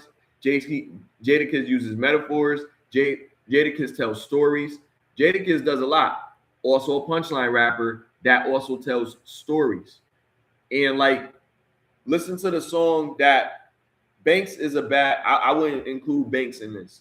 Banks is definitely just a punchline rapper. But Fab does it in a different way. He's telling a story. Jadakiss does it in a different way where he's telling a story. It's a scheme. It encompasses a whole idea. So it's punchlines, but it's also a story within those punchlines that correlate with the whole idea that they're going with the whole shit. I like rap. I like hip hop, period. That's why I was always a Eminem fan. Because I was a fan of, I'm more of a fan of story rap. I like when you could tell a story. Like my favorite rapper of all time is probably gonna be like Slick Rick and Biggie. Those are like my top two. But that wasn't in the top though. My top 5, I said you said Biggie, Slick Rick, Jay-Z, and Rakim. And I said Nas or Tupac would be my 5th. But they like the same shit to me. You gotta pick. I mean, I would say Tupac, because I got a lot more Tupac songs that I like, but I do like a lot of Nas tracks. So I'll say Tupac would be my 5th. But my favorite is definitely Biggie and Jay-Z. Well, I like Jay-Z, but Biggie and yeah, these are my favorites. I'm not saying the best. These are my favorites. These are not probably the best by like. So Jay-Z, you could probably put him up there because when you think about everything about rap and how he's transcended, that would make him be in the best. But will he be the very top? How are we rating this? Are we rating it by sales? Are we rating it by fans? Are we rating it by just the genre itself. Because when we talk about lyrical, we can't say that he's not lyrical, but we can say that it's really lyrical artists that, you know, you got Big Pun, you know what I mean? You got let me see. Astro. You got Big Pun, you got Cannabis, you got it's a lot of motherfuckers that was lyrical back in the day. Ludacris was lyrical. Andre 3000 was lyrical. Pun ain't better than N. See, that's what I'm saying. Like, that's what I'm saying. Like, I think if you really compare Big Pun and you listen to Eminem, you really would see, like, okay, they was doing the same shit. They was doing the same shit. Nobody said Common. Nobody said Common. I don't think anybody's gonna say Common. That's not Common. Common is not a bad rapper. Common is not in this discussion though. He's not. He's not top 10. You know what I mean? To me, like, you know what I mean. He's definitely not my top 10. Common was thorough though. Common actually was thorough, like battle rapping and all that. Like, so why you saying it like that? You trying to say? I'm just saying his bag is not deep like that. I don't know. Everybody claim they be freestyling. People be saying writtens.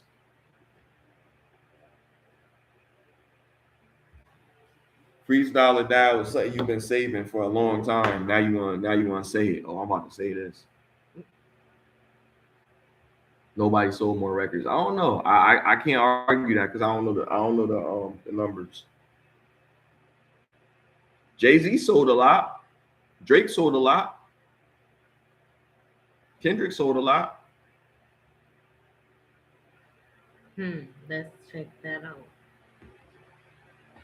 Who sold?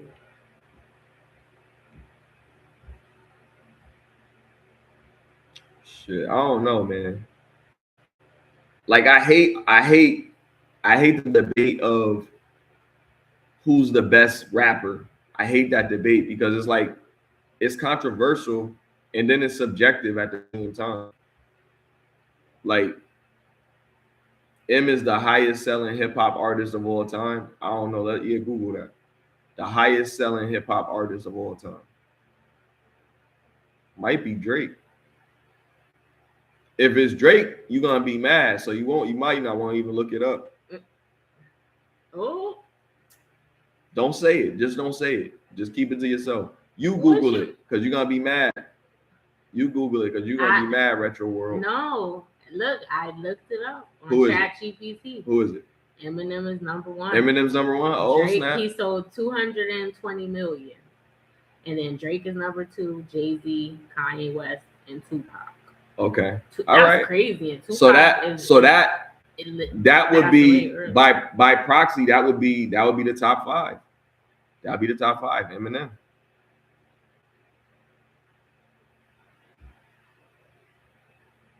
So that would be the top 5, you know, numbers wise, you know what I mean? But that's not who, you know, the hood really speaks for the hood.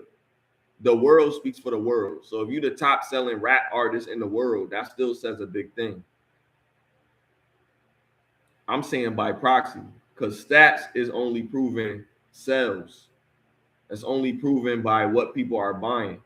A lot of people in the hood don't even buy them shits the way that it could be recorded. We buying it at the flea market. We buying it out somebody's trunk. We not going to fucking Walmart and buying the track. We're going to Target getting a Target version of somebody's shit. Most of us. Like, I'm being realistic. Like, in the hood, you gonna really like, but we're not talking about battling. See, that's what I'm saying. We're talking about two different things. And let's just say, if Eminem did battle a rapper, I don't know, because there's some battle rappers out there that's tough. Look at what Hollow the Don did to what's his name? Yes, I Am, because rapper. First of all, rapping is not just you talking about extra stuff. Like, okay, like let's just say it's just one lane. Let's say best rapper is just one lane. We going off of this, and this. Just like when they talk about the comparison between basketball players, boxers, and all these different things, right? If it's one lane, then we can say, okay, Eminem has the best sales. So Eminem is the best rapper. If that's the truth, then why do every single platform say that the best rapper is Lil Wayne or fucking Lil Baby or somebody like that? It's subjective. Who says Lil Baby? Everybody. So it's subjective. So what I'm saying is we can't go off of that just off of like who has the most sales, because that's worldwide, and people that's not even from the culture is buying the shit. But people that's in the culture that's actually buying it, like talk to the streets. Like, who do they think is the best rapper ever in history? Who would they put as their number one rapper of all time? And if they say Eminem, then that's cool. I don't know that nobody can whoop him in a battle, because guess what? He lost a few battles in fucking the Rap Olympics. That's not true. It's a lot of rappers that can freestyle. Charlie Clips can freestyle pretty good. It's a lot of rappers that can freestyle. All right, so you got one thing. Nobody sold more records in hip hop. What else? Because everything else you can't prove. I'm engaging because I'm curious to see how people think. Like, are you just a fan, a stan, or are you really just like, serious about it? Like, yo, I fuck with him, but yo, like, on some real shit. From a music standpoint, okay, I understand the culture.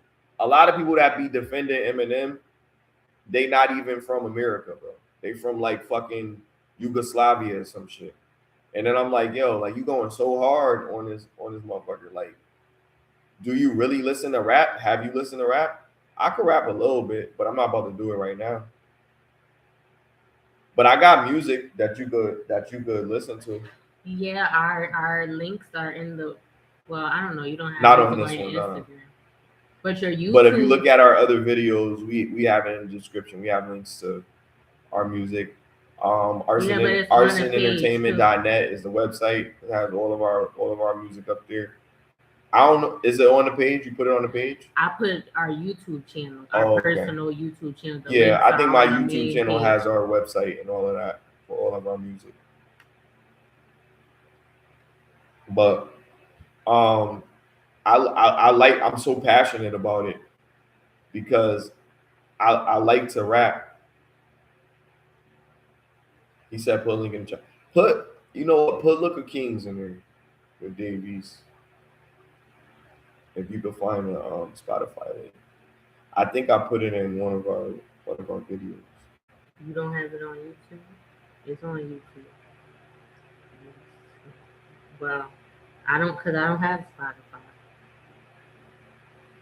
Just get it off of Google. It's on Google.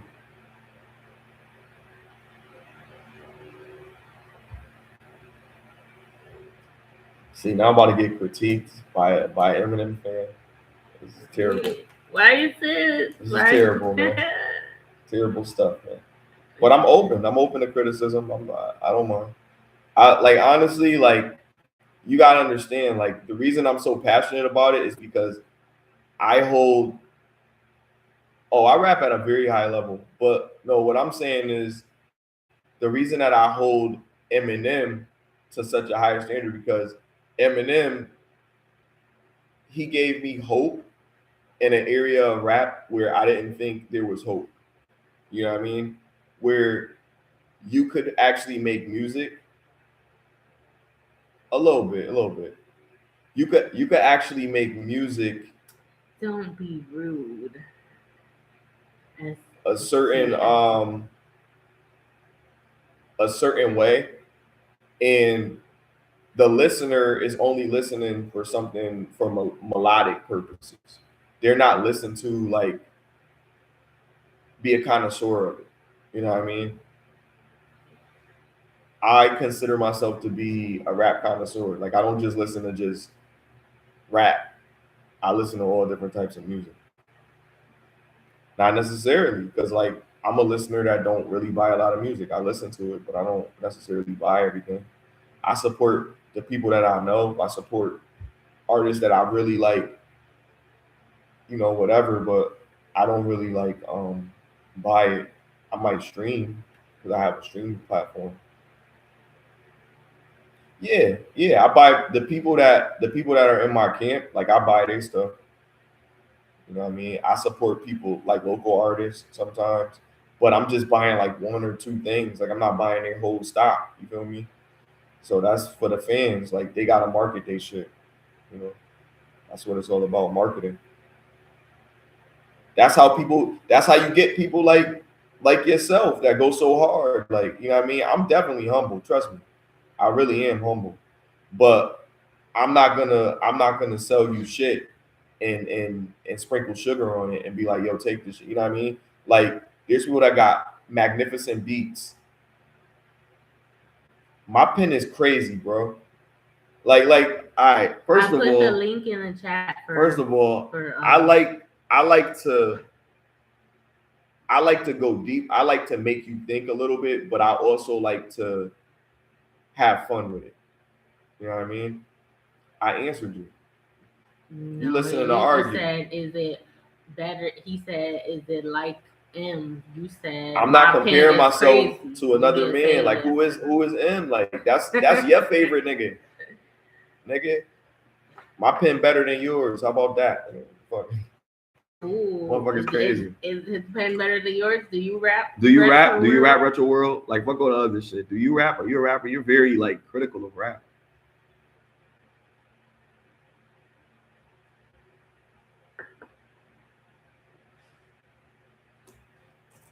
It's a good discussion.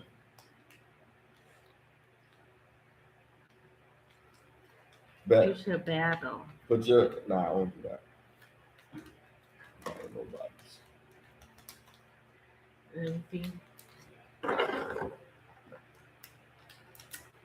Be nice. Nah, he can be how you want to be. Like at the end of the day, everybody's entitled to their opinion. Like I stand on my opinion about Eminem, but a lot of people not gonna, you know, agree with that, and that's fine. But you're not coming the way I'm coming with it though. I got music. You know what I mean? I put my money where my mouth is. I battle people and won. You know what I mean? So I'm not worried about it. That's you entitled to your opinion. You can't defeat me with your conversation. How much you got? What? Oh, because you said put your money where your mouth is.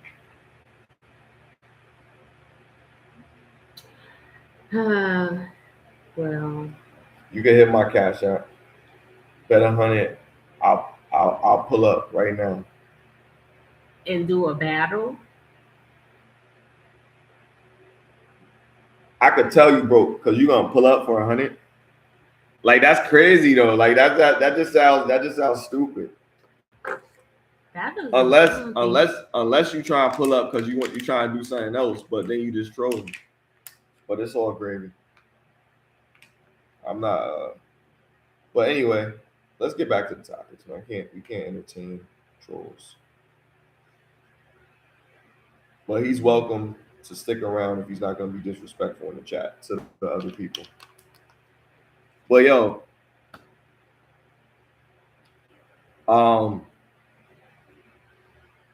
do I really? Let me think. I don't even know. I'm not Eminem, man. Block yourself. All right. We're not gonna block anybody. Just be respectful, okay? I think y'all should do a battle. That would be interesting. We should. That's one thing that you just don't do. You don't battle fans. One.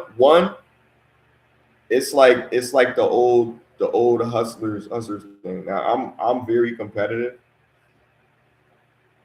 I thought you was blocked. What's happening? I'm very competitive, but I know I'll prepare myself. I'll do the research. I'm trying to do a battle with Anderson Varys. That's what I want to do. Who's that? He's a battle rapper. He's pretty good. He's coming up because I wanted to jump into the battle rap world. And speaking of battles, I was watching King Los and what's his name, Daylight, go at it. We gotta watch that. I gotta watch that after. Awesome battle.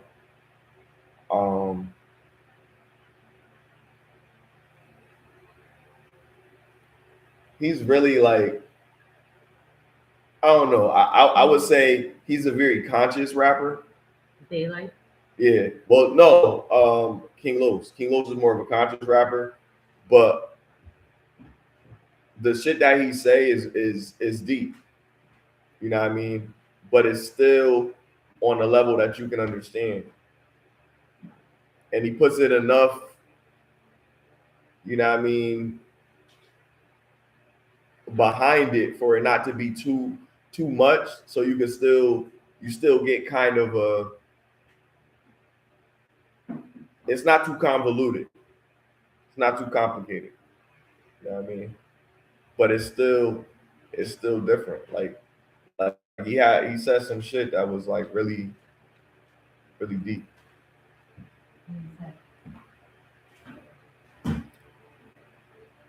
I don't remember what he said, but it was deep. Daylight said some deep shit after that. What type of rapper? Just be a fan. You like music? I do like music. I am a fan. I'm a fan first. At the end of the day, I'm a fan first. I'm a fan who's done shows. I'm a fan who likes music. I'm a fan who's opened up for other artists. You know what I mean? I'm a fan who headlined.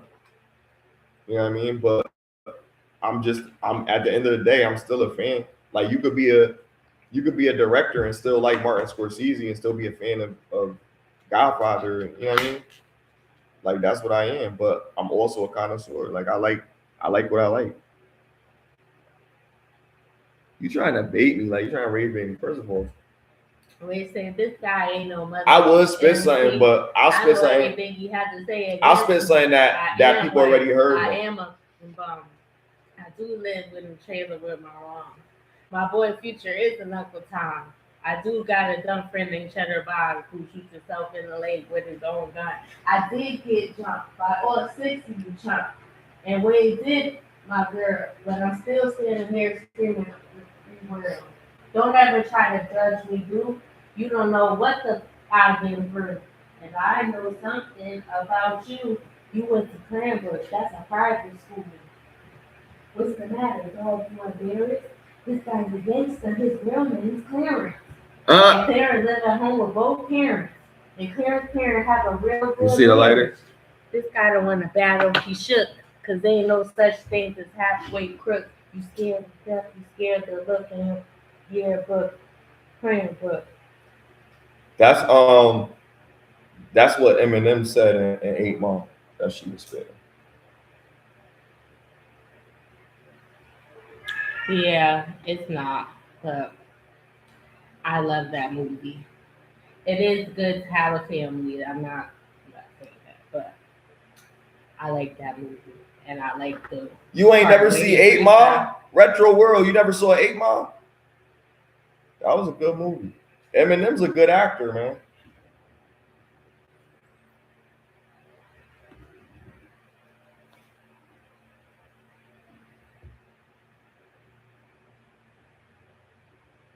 Because he was talking like he came from a challenging situation, and this dude come from a good situation, and then he trying to act like he from the hood and he understand what they going through, but he don't.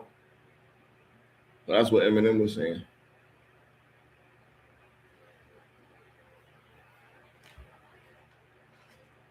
Yeah, that's why he was saying it. Like you trying to act like they say just because they don't understand you, that don't make you thorough. So they gotta understand you.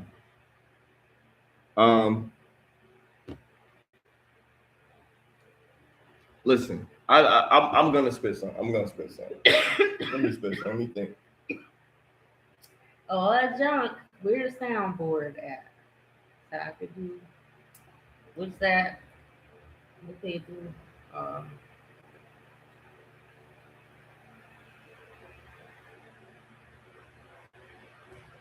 Look, I dominate any common body weight that's a common fate to the. Wait. I dominate any common body weight that's a common fate with the flows that I propagate to populate the common state of my way, thoughts to abominate. I've done a lot of mates with a whole lot of shapes. Constant skanks, I popping tapes and they ovulate. But I keep a lot in case some hoes don't cooperate. That's just how I operate. Drinks are like swallow chase, I don't know how the vodka tastes. I'm towards the dollar follow cake, can't slow down, stop and wait when you in that dollar chase. 16 bars, I'll stop at 8. But that's light. But that's still easy stuff. Like that's, to me, just saying shit is simple. But if you really think about it and make an actual song, that's ill. Like, you know what I mean? You gotta be able to make a song out of whatever words you could come up with. Like that's the creative part. I make music and I write for people. So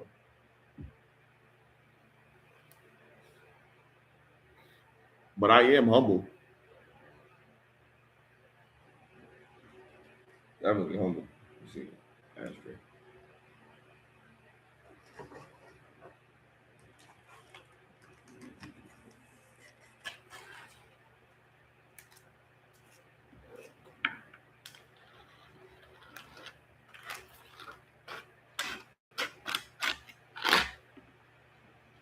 Did you hear that? That's so good.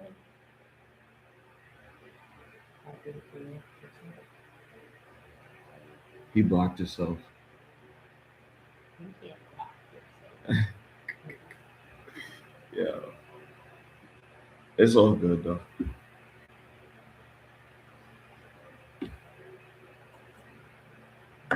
Matter of fact, I just came from, that's why we started the pod late. I just came from a studio session. We had to drop something because we're doing a compilation album, you know. People could give us, you know, their insight on how they feel about our project, you know what I mean, once it's released. It's gonna be coming soon. It's called Apex. And yeah, it's got some good music up there. Lyrical ability, honestly. I'm not gonna lie to you. I vouch for everybody that's on these joints. Like, it's not just punchlines. One of them is very lyrical and can also rap in Spanish. You know what I mean? So he's a beast. You know what I mean? So it's a fun project. It's just, you know, music is just life. Like, music is fun. Like, I like talking about music. I like critiquing music. I like doing all that. Like, you know what I mean? But I take everything with a grain of salt. Anybody, like, feel however they feel. Everybody's entitled to their opinion. It doesn't offend me. You know what I mean? Like, you can't insult me on something that doesn't bother me. It only bothers me that you're not in the same field, so you speaking on something from no experience, and I'm speaking from experience, so that's different.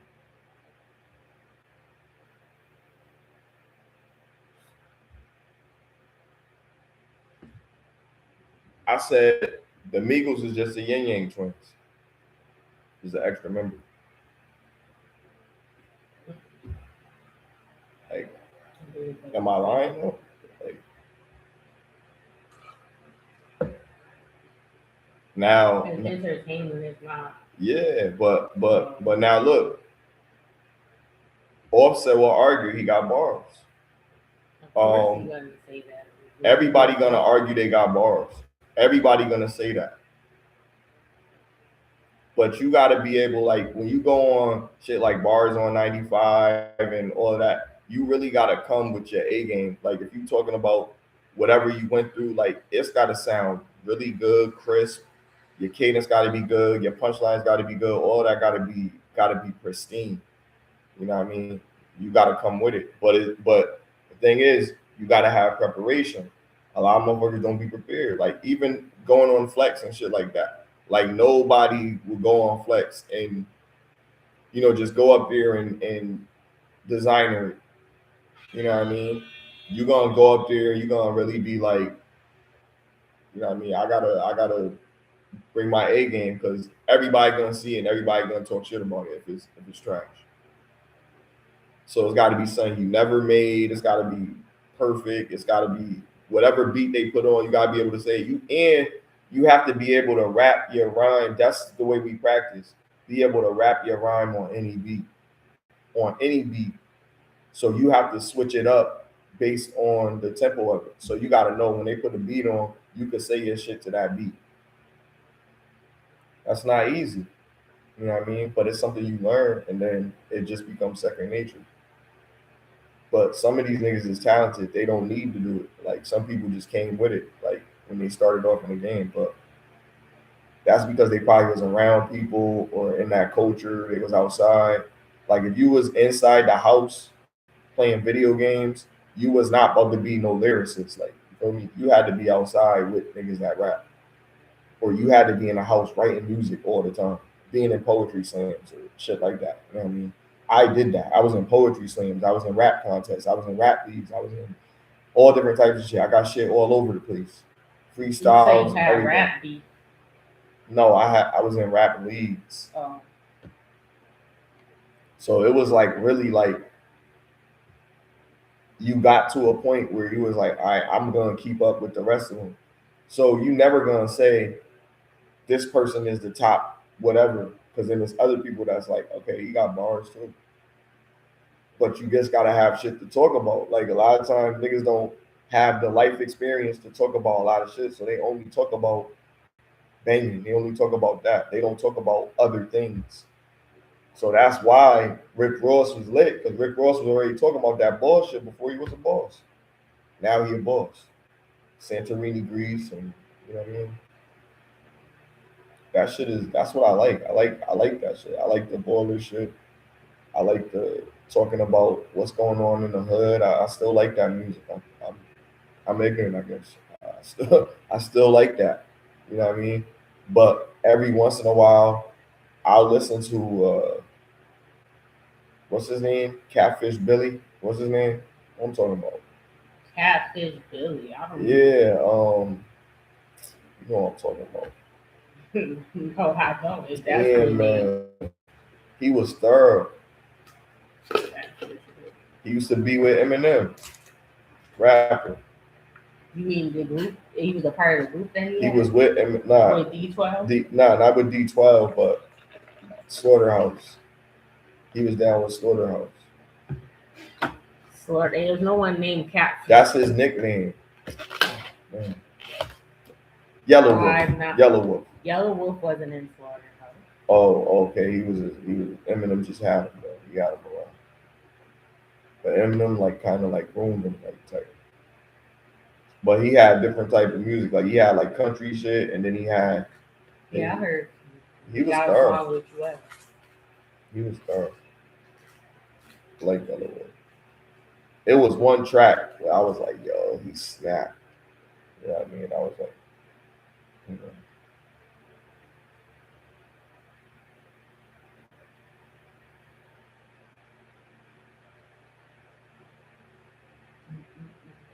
Eminem fire, man.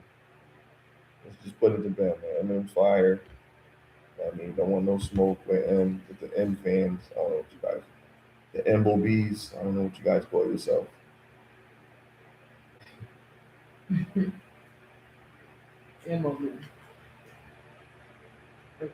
The stands. Oh yeah, my bad. Stands. I'm a fan. Is he your favorite? Say that. Who's your favorite rapper? You know who my favorite? Who? Really? I don't know who. If you don't know that, then you don't know me.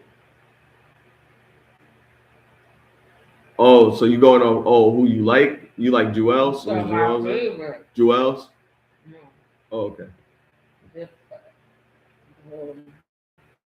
Oh, the whole group. But they're not the most. I said your favorite rapper though, but you said the whole group. Like, does that count? Is that because that's okay? I don't know. I can't pick that. But Eminem is he's not my favorite rapper, but I like a lot of his songs, and I like the way I am. That's not. Like, I don't understand how he's not your favorite rapper and you trying to make him my favorite rapper. I'm not trying to make him your favorite. But rapper. what, like, I'm saying, like what, like, where does he fit? Because I don't think you're being genuine. I am. I really am. Because I think that you're only saying. You know what? I felt, you know what? You know what the thing is? The thing is that I'm actually flattered because, like, you always be saying like my music sound like Eminem or whatever. I take that as a compliment, right? But I'm not like, well, some stuff, right? But I'm not trying to do that. It's things that he does, and I take a piece of that. It's things that other artists do, and I take a piece of that. So it's not just like I'm trying to sound like him. I'm trying to make a song, and I wrote something, and this sounded good to me. And I like to use words the way, because I'm pronouncing the words, every single thing in the word, and it rhymes with what I'm saying next. That's what I like to do, but that's not just Eminem. Sometimes that's alliteration.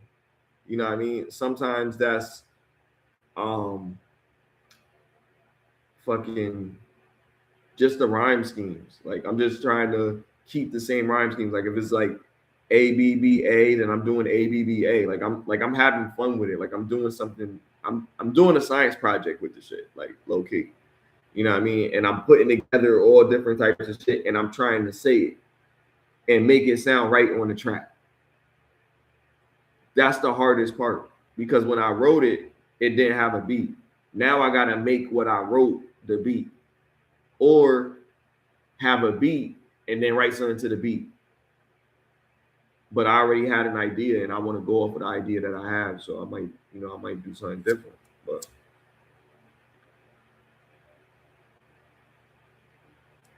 I just like to play with words. I told you I'm indecisive, so it's hard for me to be like 1, 2, 3, 4, 5. Like, I can't do that, but I do like a lot of music. I like the way I am. I like cleaning out my closet. I like his silly songs. Like, take a second to listen. Who you think this record exists in? Now put yourself in my position. Just try to live as your witness, and your mama pop a prescription pills in the kitchen. But yeah, so I don't know. I do. He has a lot of songs that I like. CD for me, ma, so you could try to justify the way you treated me, ma. Well, guess what? Getting older now. It's cool when you're lonely, and Nathan's growing up so quick. You're gonna know that you're phony. Haley's getting so big now. You should see her. She's beautiful, but you'll never see her. You won't even be at your right. Say what hurts me the most is you wanted, but you was wrong. Been through your song. Keep telling yourself that you was wrong. But how dare you try to take what you didn't help me to get? You selfish. I hope you burn it for this. Remember when Ronnie died and you said you wished it was me? Well, guess what? I am dead. Dead to you as can be. I'm sorry, mama. What? I never meant to hurt you. I never meant to make you cry. Now that's pop. I'm cleaning up. That's pop. That's pop for hip hop. Feel me? You know what I mean? But that's what people are conflating it. And I'm like, he is a hip hop artist, but that's definitely a pop track that attracted a specific audience. Way I am, what genre is that? I sit back with this pack and this bag and this bag and this weed. They give me this weed, the weed, the most meanness and fee on this earth. This is birth. I've been cursed with this curse, this flirt, this berserk and bizarre shit that works and it sells and it helps. Right now, let's see what she knows. He thorough, man. Cause I am whatever you say I am. His pen game is very awesome. In the paper, the news, every day I am. I remember when I came out, I was in summer radio school, won't even play my. And I'll be watching the video, and I'm like, I always, it's like, cause I am the way that I am. Like, F everybody. You're trying to like, I am. You're just gonna have to accept it, cause I'm not gonna. This is me. This is me. Right now. See, my cat is very responsive. She be talking back to me. We understand each other. Now she cleaning herself. She over here licking her booty. Did you hear Remy's song? Oh yeah. Well, it's not her song. She's on her remix. Yeah, you heard it. She's on it with them. Like they did it. How'd you like it? It's alright. I think she could have did better than that. But I think she really just said it just because it's about Papoose. Like she got on the remix just to they got a video and everything just to talk about that's really what it's about. Because like ever since you left me, and then that's the song that she's on, and then she like I went that far. Like, and then she's talking about him. I don't even remember what she said. I only listened to it once. I don't even really like that song like that. It just stuck in my head because it's always one of them songs that they keep playing over and over. So every time I get in the car, like yeah, it's catchy though. Yeah, it's catchy, but it's like I don't really. It's another song that they got out next year, and that I like better. I don't know. It's the one with Rick Ross, but she ain't really say nothing. She just wanted to rap and talk about Papoose. That's how I feel. And it's just supposed to be a summer, right? That's what it is, like the vibe, not what they saying necessarily, but it's like it's the vibe. So like turn up. What they saying is, but it is. You saying I'm doing better ever since you left me. So it's like a uplifting. Like I'm doing better now. So you could have did that when then you shouldn't have been with them. If after they left, then now you got more money, more clothes, more. What was they doing? It was bumming. But look, so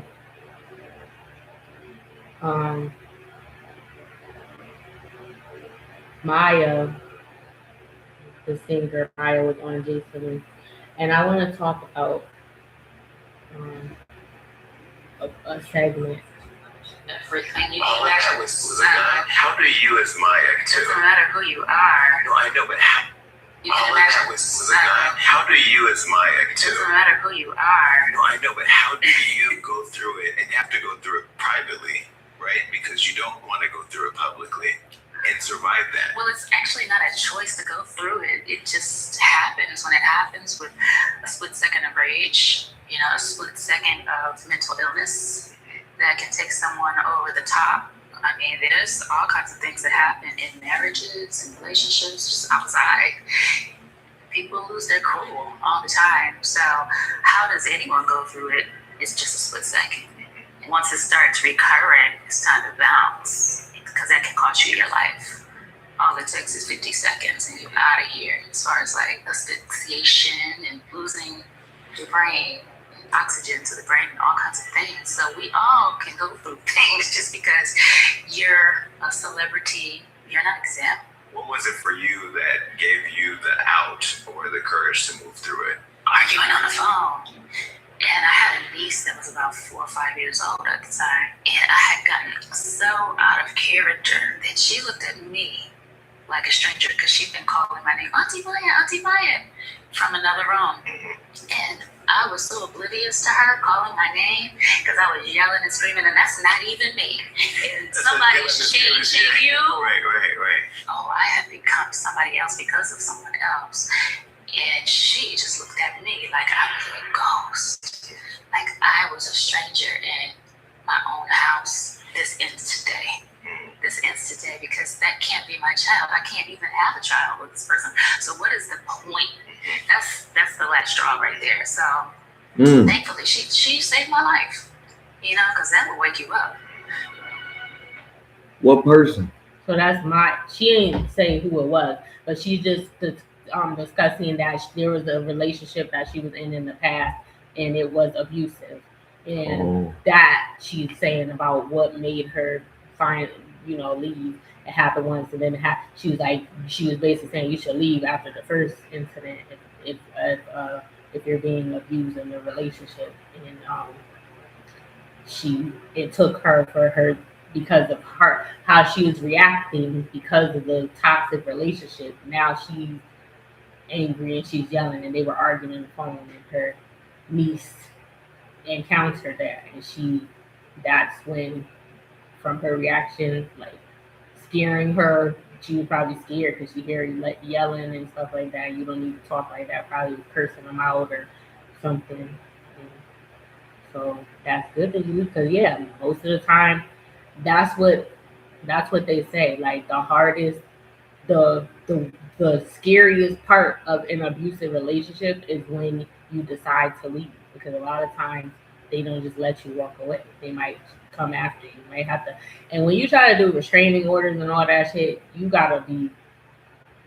might go to jail because you don't have to unalive the person before they or you be damn near dead, because if they call your phone too many times, they show up at your house, or if they vandalize, did you see them? Do you have video evidence or whatever? They already been stalking you, but you can't do nothing unless they kill your ass or almost do it. Then they want to, now you can do it. And some people will be crazy. They don't care about no restraining order and stuff. And you gotta get a restraining order approved also. Like, so it's like that's the process. But it's like some people don't try to leave, but they be scared. Like something has to happen for you. But some people don't make it out. So it's like you should definitely. And she's saying I couldn't have kids with this person not because she physically can't, but she's saying they were abusing her, so that shouldn't be this can't be my kid. My niece seeing me yelling like this, we shouldn't have no kids together, because we can't be doing this around our kids. So now that's when she came to the realization, but this is not a recent incident. I think she's just recalling it. And then Jason Lee is like, how could that happen to you, Maya? That's what she can happen to anybody. Like, that sounds so ignorant. Like, just because she's a celebrity, she's exempt from being, nobody chooses, like she said, it just happened. You're not expecting that you're going to get in a relationship and you have to fight for your life, literally, or whatever. I don't think most people don't, you don't think that that's going to happen. And then usually when it starts happening, you're already too deep into it to that's what takes them time to stop. Because if they just started off the relationship and they started abusing you right away, most people would not. It would be over before it starts.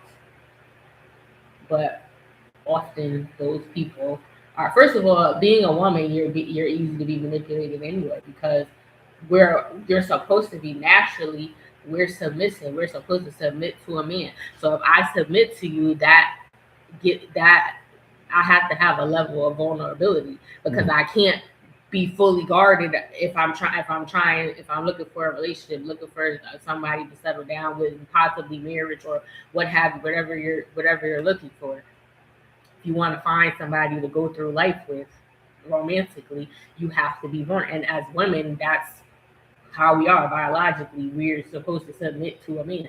So it's like you get the women that end up in these relationships and don't leave right away, or they stay, they get condemned for doing what they're supposed to do. They're submitting to their man. That's what you're supposed to do, and this is the result of what submitting to the wrong man could be. But it's like, it's not your fault. Or like, I think if you knew that you was gonna, if most women knew that in the beginning, with that are in those type of relationships, and they don't leave right away, that if it happened early on, that they would have been gone. Like I said, it would have been over before it started. So you can't tell them on one hand, you get mad at women when they're masculine or when they don't want to submit or when they have this, but it's like, then you got to be careful with who you're giving that control to, because, or whose leadership that you're following, because that could put you in a world of trouble. Like, so it's like, it's hard to do that. I don't think men take that into consideration when because it's like, you get ridiculed because you're like the Cassie and Diddy situation. Why are you saying, oh, you're stupid? Like, you should have left as soon as he, like, you should have left or whatever. But then if women leave their men, I mean, yeah, obviously she could have died the way he was beating her or whatever. But like, people also say, like, oh, you're supposed to stay through it, you're supposed to stay by your man, and you're supposed to submit. And she was submitting, like, and this is what submitting got her. Not saying that that's going to be every situation that you're in, but that's a scary thing. That is something to consider, like, that could possibly be. And at the end of the day, you're a woman and a man is stronger than you. So if you get, you got to be careful. So you can't be mad at women when they're like, when they have their guard up, or they're like, oh, I can't fully, like, I gotta get to know you to a certain extent before, I gotta make sure you're not one of them. Like, you. And then they complain about bodies or whatever, but then it'd be like, I'm not waiting for no, like, you ain't no virgin, so I'm not about to wait. Like, I hear men say that on the panel, but it's like, what do you want? You're talking out both sides of your neck. Like, either if you want a virgin, then there's things that you're not gonna get, and if you want, and most women are probably not. Once you get a certain age, they're not no virgin. If it is, it's probably another reason than just that. It's probably not by choice. If they over a certain age or whatever, and you say that, and then guys play games and manipulate and do all these things, and then women don't be trying to be like, oh, I'm about to go. Some women, they might get to a point like that, they might be promiscuous or whatever, but I think most of the time women be wanting to be with one man, but it doesn't work out, and they didn't start it. You came and bothered me. This is, in most cases, this is how it started. Most women don't approach men; they get approached, because that's how the man's supposed to lead. So you come to me. I've never done that. Like, walked up to a guy and he was like, "Hey," and I might have seen a guy that I thought was attractive, but if they didn't say, I don't recall ever doing that. But then they initiate the conversation. So like, you bothered me, and now I decided to give you a chance. Let's see, go on some dates or get to know you, give you my number, whatever, and then you waste my time. But then they say, oh, you're dating out of your league, or don't be like. I didn't try to chase after them. They bothered me, and then I was submissive, and I was open to the experience and see where it went, and then wasted my time, and then now I got to start over again, like, because I don't want to be. If I do want somebody, right, I gotta keep on trying. So you gotta kiss a few toes. So, but it's not like I'm just saying, okay, I'm gonna just bounce on this person and then go over and then hop on the next one and then like do that. That's what they gotta realize. If you're a certain age, that's what's gonna happen. If you're not gonna, especially if you don't know what necessarily to look for, if you're dating when you're younger or you're starting out or whatever, like if you're a teenager and stuff like that, you're not gonna. Most people don't get with their high school sweetheart, and if that wasn't something that was presented in your, or that wasn't something that you witnessed in your life, you're not gonna do. Because that's not that's just not something that's in your thought process. They just tell you, oh, don't have sex, like, because like it's bad. You don't know why it's bad. They don't say. They just like, oh, you don't need to be having sex, but they don't say like because it's gonna happen at some point. There's no conversation about it. No, most parents don't talk to their kids about it, about why because you wouldn't have sex. Like, oh, you can get STDs, or like, is it ever okay? I'm just never supposed to do it at all. You don't. Some people don't say wait till marriage or wait. They just say you get, and they don't actually say don't do it. It's if it happens and you get caught or something. Then they're like, oh my God, you wasn't supposed to be doing that. But we never even talked about it. You just were mad when it happened. But you never told me that this was wrong or that I should wait until marriage or I should. And then it's like, did they wait until marriage? Mm-hmm. So this is not something that is like you see in your upbringing. You're not going to think that that's something that you need to do. You're just going through life, living your life. You're attracted to your whatever you're attracted to, and you're dating, and I guess you're talking about heterosexual relations. A man approaches you, you find him attractive, because that's all you're going off initially, because you don't know them, and you have a conversation, and then you might exchange numbers if you're interested. If not, but you can't blame them for like, oh, and then now if it keep happening the same situation over and over and over, then it's like, but at a point shit becomes normal. If you be in toxic relationships or the same thing keeps happening, like, because women always leave and the man cheats. I think that they're just going to cheat. So it's like, whatever. I think we're all sharing men anyway, whether we know it or not. You could be, the guys be lying, they be in the whole relationship when you get to know them and you don't even know, or they start messing with someone while you're dealing with them and you don't know, and then you find out, and then whatever, like, so, or you can be married to someone and they could be dealing with someone else. You could try to talk to someone that you think is less attractive or something, that you'd be like, oh, they're not going to cheat because nobody else wants them but me. Like, no, somebody else probably will. And because you with it, because if they look crazy, they with them for something else. They probably got bread or something, because that's what people do. Like, it may not, is because people care about looks, so they'll put that before stuff or whatever, and they'll accept certain stuff. So you think like, oh, if I don't really like this person, I'm not attracted to them. Oh, because some women, I've heard women say like, oh, I like them medium ugly. So I'm assuming that like that means you're not physically attracted to them, but you think that, because I think that's weird to say you like ugly people, like, because I think that's false.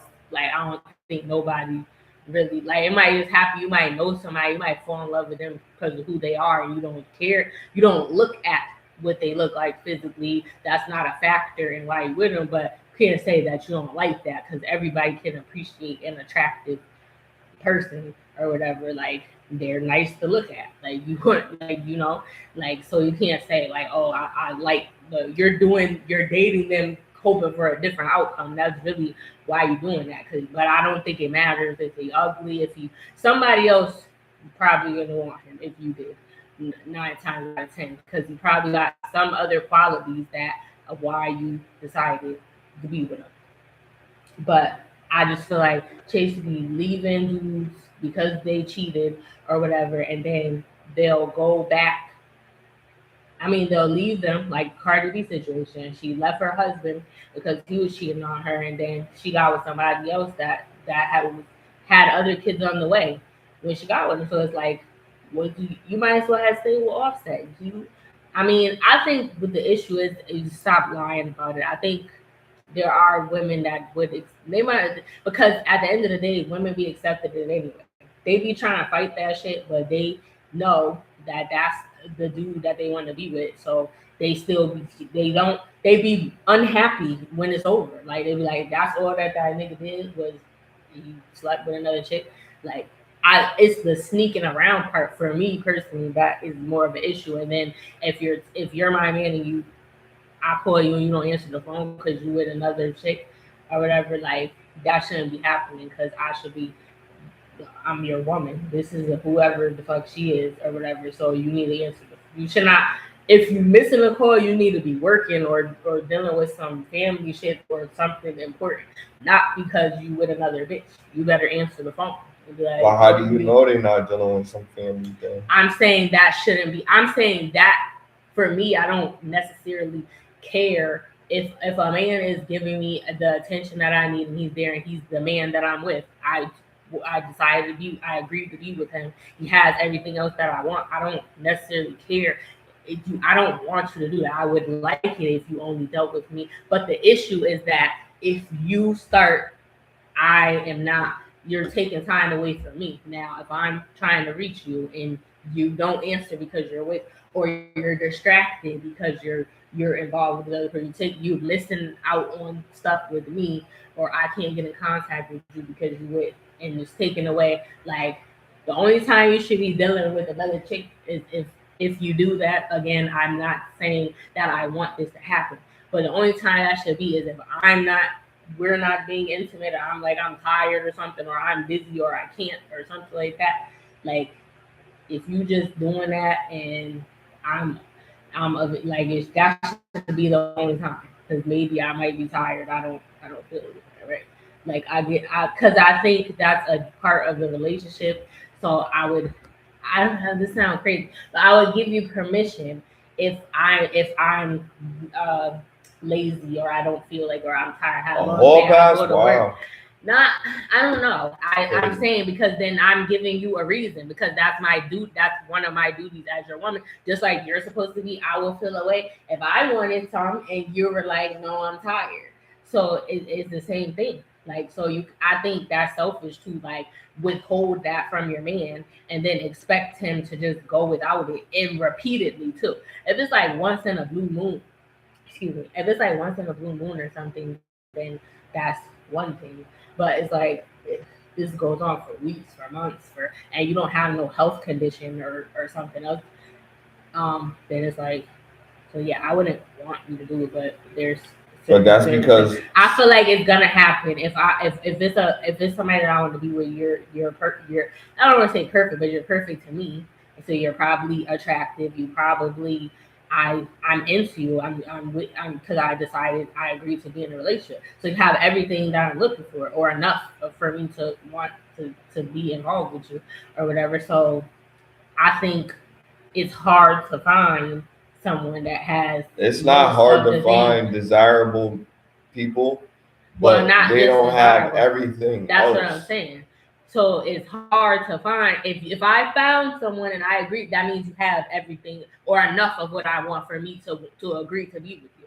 So that's not every single person, or you could just pick up somebody and be like, okay, and you could do that, but that's not.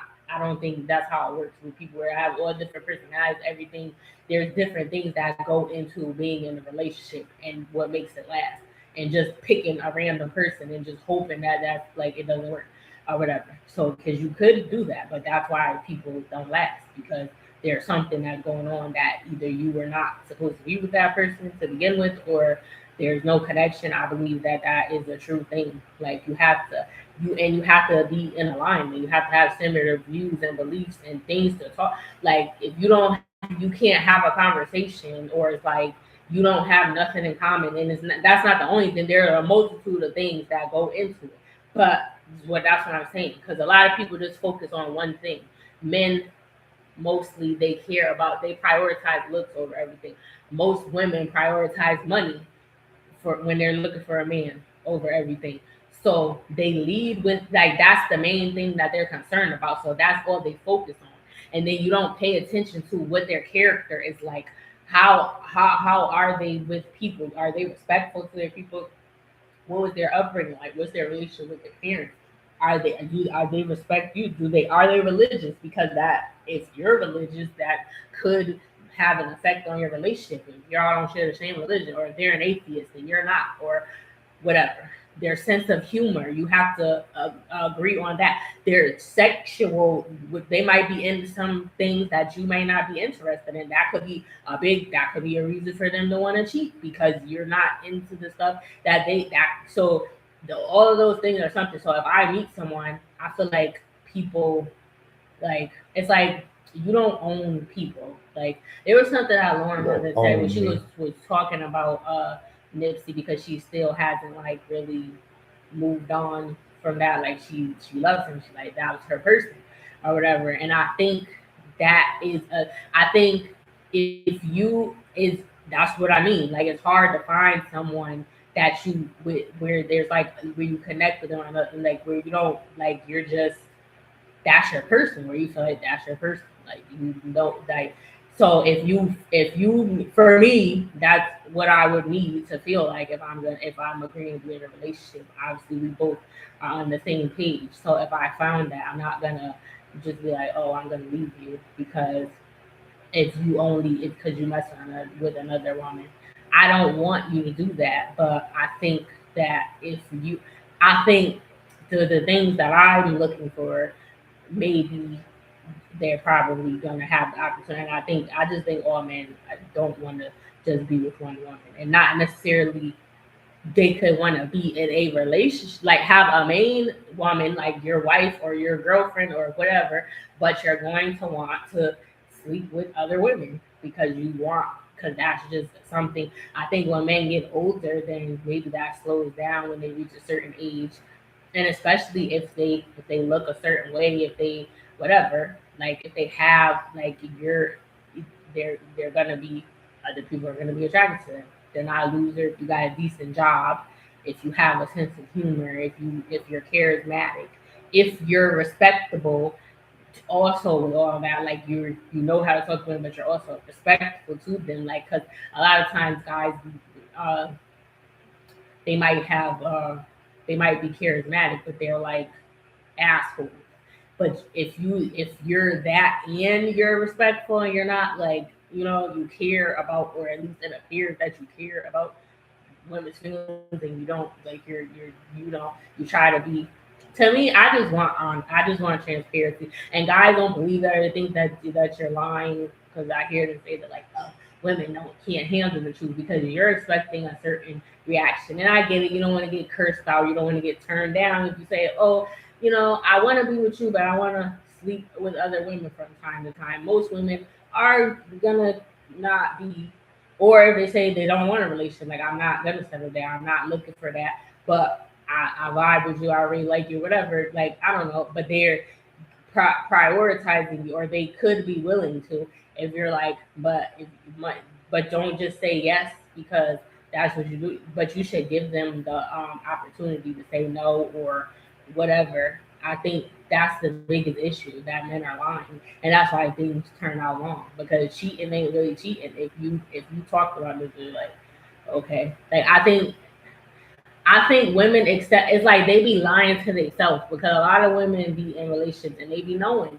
that the dude is cheating, and then they act all like, well, I don't think they act, they really do be upset when it comes to it, like, but they already knew that the shit was going on. They never talked about it, but this nigga would be like, oh, I'm working late tonight or whatever, but he's sleeping with his secretary. And this is from a movie that I've seen, but people probably do this, I don't know. But like like you knew you didn't see him do it, but you knew because you felt like something, like, is this nigga really working late? He be saying this every time, and then he come home smelling like some perfume or whatever, and so you knew, but you never said nothing about it. You just kept, like, you could pretend that you try and live in la la land and pretend that, because ignorance is bliss. You're trying to pretend that nothing's going on, but you can't pretend. So I think women should just stop lying to themselves and accept. I mean, you don't have to, but I think if you're gonna leave a man because he cheats on you and that's all he did wrong, and I'm not saying that he shouldn't, I'm not condoning it, and I wouldn't want I would like to find a man that's not going to cheat, but I also want him. And I think the men that wouldn't are the men that I don't want because they're missing the other stuff that are most important to me, like masculinity or something. And like, that's really important. Like, I need like masculinity. Like that's what makes you a man, right? I want to be with a man. So like, because a lot of times women be with these Simpsons and they probably that's what they say. I don't want to say, but it's like, I'm saying it because they're not getting a return on their investment. Because I don't really like using that word, but other men call them that because they think that the woman is just taking advantage and the man doesn't appear to be getting anything in return for it. Like she's getting used, he's getting used or whatever. At least that's the perception from men that are on the outside looking in, and they ridicule these men or whatever. And if that's like, I don't want to be with someone that is a pushover. Like, yeah, so there are women that do stuff like that. Like, they're a pushover, and then I could just do whatever I want, and there's no, like, you're supposed to be, like, I believe in the structure, the hierarchy, or whatever. Like, I think a man is supposed to be. I want that. That's what feels comfortable to me. Like, it feels normal, and I think women are fighting against it. And they don't want to, and it's hard and it's hurtful because you don't want to get, but I think you don't want to get cheated on because you're like, this is my man, and that's why I said it's not, people don't belong to you. They weren't put on this earth just for you. Everybody have a purpose, so you just be like, I don't know, people make mistakes or people, because some men try to actually be fit. They're not like going out with the intention, and then there are some men that just accept it and they're like, I'm wanting an open relationship. Like, I don't want in you. And then they might find a woman or women that will accept that or whatever. Like, but I think honesty is what is the issue. Because, like I said, it's not cheating if you know what's going on. As long as you're going by your rules. Like, people be in open relationships, they have rules. Other people think it's weird, or they're like, oh, why are you? Oh, you let him do? You can't let nobody do nothing. Because you can't control an adult person. You're gonna do what they want. Now you could try to do stuff to stop it, but then if that was something that was presented to you in the beginning, why did you agree to it if it's not something that you could handle? So, but I think that women need to realize that, like, when you're leaving a relationship, if it's because the man cheated, think of how is it gonna hurt you more? Like, or how long it's going to take you to recover from that, or find somebody else that made you feel. I said, if you took that out, was he the perfect man, or was why did you get with him in the first place? And you're going to throw that all away because he slept with her. And I get it because I'm a woman, and like I said, I don't want.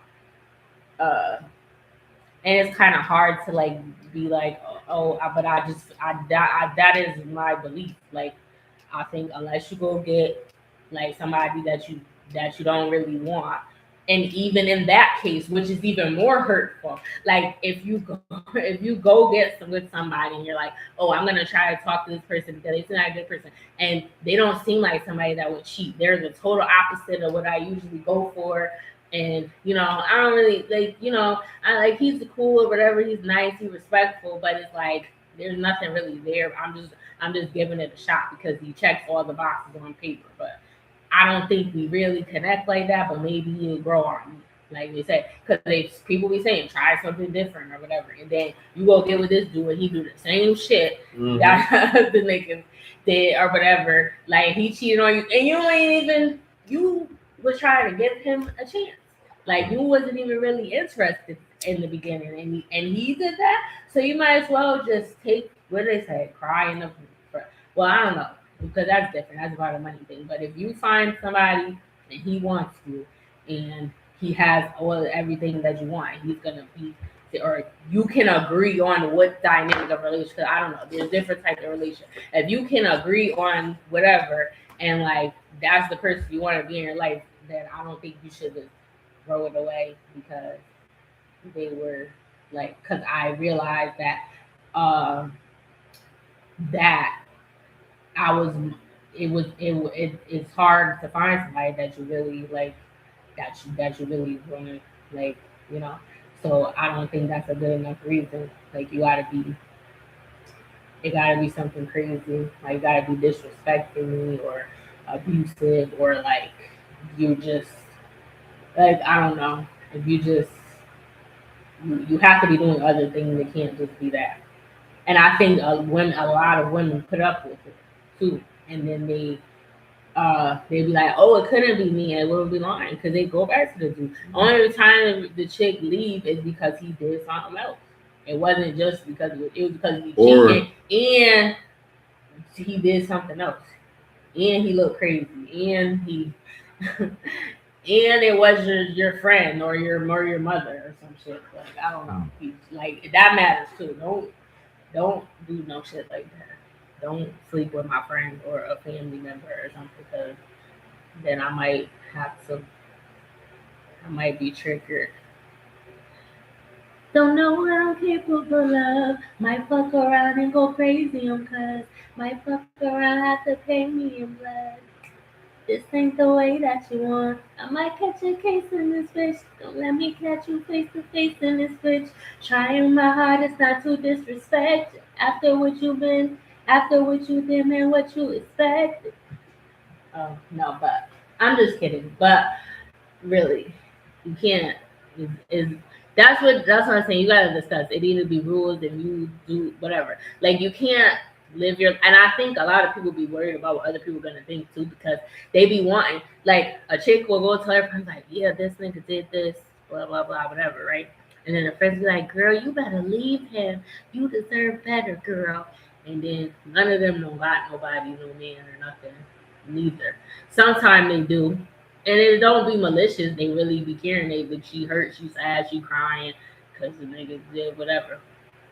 But like, they be listening to them. They really want to still be with him. They just mad right now because they just found that out or whatever. But then you gonna go leave him because your friend told you to do that, and he wasn't knocking your head between the dryer, and he taking care of you or whatever. He have everything that you want. Not taking it could be taking care of you if that's what you're looking for, or he has everything else. Like he loves you. He shows you that, but he made a mistake or whatever. Like you gonna throw all that away and then go be on looking for somebody else.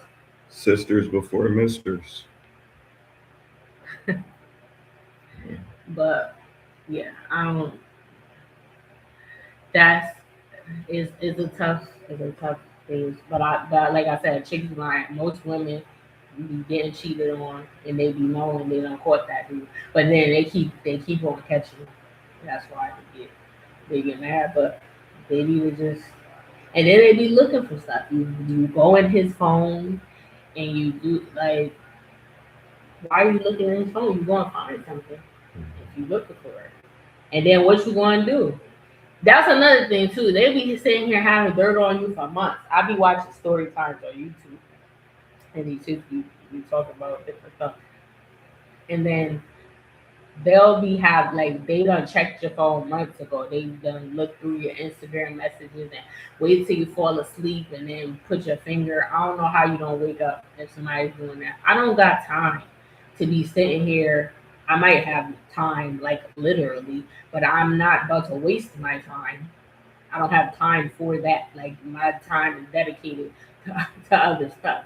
Like if I'm relaxing or something, I got time to sit and look through a phone. I'm gonna be looking through my own phone, doing something on my phone for me.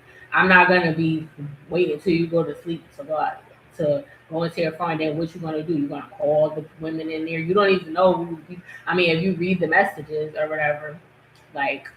But it's like, what you gonna do? Do you even have a plan after you find this? Like, you just gonna make yourself upset, and then if you don't leave, what was the purpose? You sat there and cussed him out. You hit him with the phone in his head and woke him up or something, and then like, what's going on? Like, cause you was like, who the fuck is Nina or whatever, and it's like you did all of that, and he was like, huh? What you talking about? Don't. And then he acting dumb, like, you know who Dina is, you know what she's talking about. Like, why are you playing? Just admit what you did. And it's like, so what are you gonna do? He's like, I'm sorry, bro. Stop. Why you acting like that? Then whatever, like, don't touch me. Then she make him go sleep on the couch. Then he may go sleep on the couch. That's what I'm talking about. I'm just different. Cause I feel like that's gonna hurt me, even something like that. Like if I make you go sleep on the couch, because I don't want you to sleep on the couch. I want you to sleep in the bed with me. So I'm punishing myself too by by telling you to go sleep on the couch and not necessarily even sleep in the bed with me just so we can have sex. I want, if you're my man and we live together, I want to sleep in the bed with you. This is how I'm used to this. So now I'm gonna punish myself because I'm a part of it too. Like I'm gonna be upset because I gotta make you sleep on the couch or whatever. So it's like I'm weak. Like I don't know. I can't. And then it's like they know they be mad too. Like you made them sleep on the couch, and now you want to still lay there. You want to snuggle or whatever. Like because women be loving that shit. Like put your leg on, right? Be spooning or whatever they call it. Like so. It's like, and people have at least for a period of time, maybe don't be for the whole night. Or if you used to sleeping with someone, you're in a relationship, you used to that. So you laying with them all the time. You sleep in the room together. So it's like now they sleeping on the couch. It's like niggas gonna try to be tough, but niggas know they like to snuggle. Yeah, like you. Niggas know they out here snuggling, yo. Like, cut it out, yo. That's what I said. So I'm like, I can't. Like, I guess I can't. Like, I would just be like, I would be mad, but I'll be like, whatever. I might just, I'll get over it quicker. Cause I don't want you to sleep on the couch. Then you sleep, or kick you out the house. Then you're gonna go. He's definitely gonna go with Nina because you told him to get out the house. Like.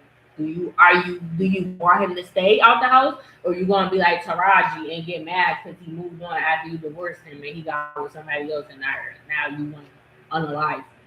Like what is wrong with you? You broke up with him, so he's free to go do what he wants. He'd be like, oh, you really left, or you playing games and saying like, oh, well, you can leave if you want, hoping that they're gonna be like, baby, please. Mm-hmm. They're not gonna do that. If it's somebody that you really want, they probably not gonna do that. Take it right there. Because men have an ego. People have an ego, but a man that's like, I mean, if they're wrong, they might, but they're not about to be. They're not gonna they're not about to do that. They know they wrong. They said like, I'm gonna give you some time. Like that clip. Let me find that clip from Love and Hip Hop. That is too funny.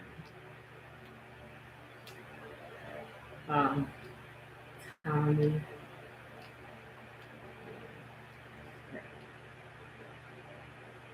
You gotta speed it up on YouTube.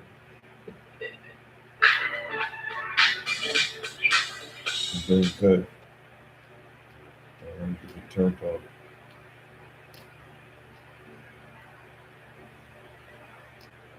Year, I've been able to keep the women in my life apart, but now everything's going up in my face. Sierra think the way to fix it is for us all to sit down and hash things out. I think that's the craziest thing I've ever heard in my life. Yesterday I'm mad at Tommy about Sierra, but right now, honestly, I'm afraid to lose my son. So I'm here to do everything in my power so I can fix things to see my son. Who is it? Come find out. I left it at the scrap to handle his business and tell his baby mother about me, but he was too chicken to handle it. So now he got me and this girl fighting in the club. Akademiks. He gave her flowers and she dropped them, and I was like, oh. What do you need, Scott? What do you need? Call away, that's a phone. I'm not in the phone answering. Now you want to talk. Wait, no, I don't want to talk. Your baby mother threw a drink at me. I'm sure she didn't just throw a drink on you for no reason. She threw a drink on me because you didn't handle what you were supposed to handle. I already spoke to her. She asked me about Tommy. I told her about Tommy. I told her who you are to me. And we've been in a relationship. That's what I'm talking about. I look like You told me got me all different. You think I'm bring some flowers, big ass flowers and everything will be on my cake. Ain't nobody tell me where and how low. I ain't coming for it. You just need some time. You ready to talk? Call me anytime, all right? Oh. But let me walk you out because I just was like, you're the she came to me like she was. Tommy may be the craziest woman I've ever met in my life. But that's what I like about her because she loves hard. Right there? And he said, and that's what I like about her because she loves her. You see, this is the stuff that they do. He knows that's what she's about to do. He knows that guys be playing and he's like, all right, I'm gonna give you some time because she acting crazy. He came in with some flowers. She threw the flowers on the ground, and then she said, "Can't nobody tell me where how to go?" She yelled at him. He's like, "I'm gonna give you some time," because he's like, "I don't want to deal with this. She bugging."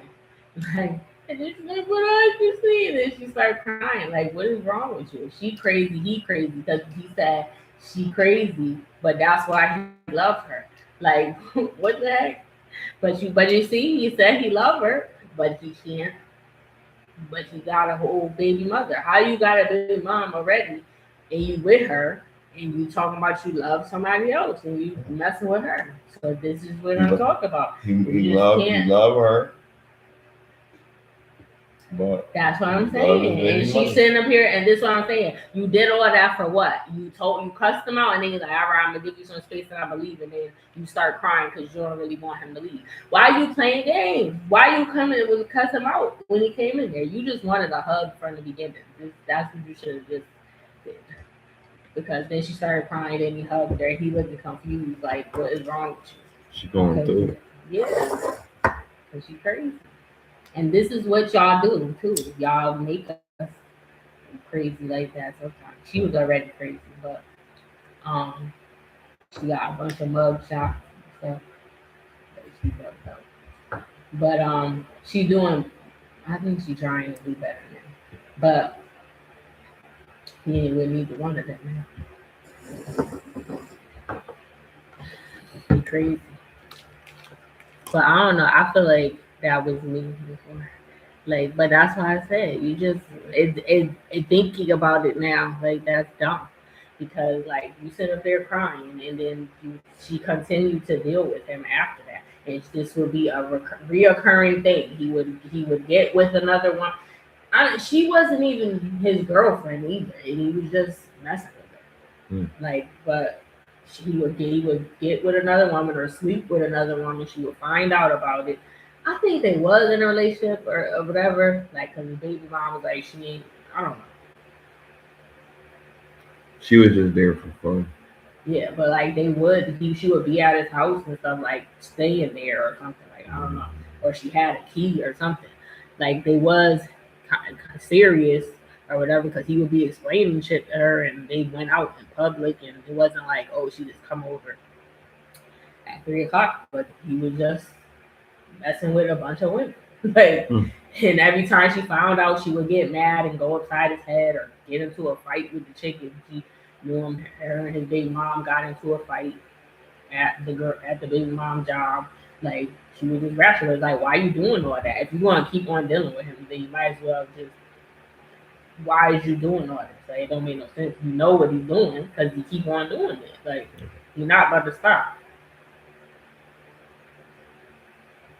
And if you ain't about to stop messing with him, then why are you getting so all worked up about it?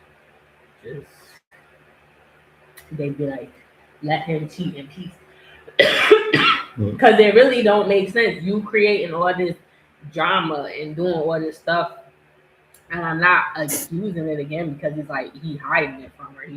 But he knows if he tell her, she's gonna be bugging out. But every time you find out, you cuss him out, go upside his head, try to fight the girl or whatever. But then you still dealing with him. So if you ain't gonna leave him, then you might as well just accept it.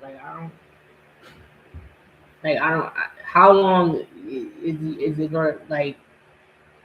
And you still probably ain't never really get over it, even when you finally did leave. You just left because you got sick of it, but you still probably want him. But he not. You can't change people. So it's like, if that's who you want, you gotta understand what comes with it. I mean, what's the most important thing?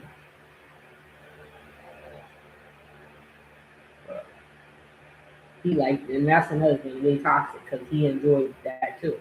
He said, "That's why I love her, because she's crazy, because she loves her." Like, what? Celebrity couples is crazy, but that'd be a real life experience though. A lot of people be going through that.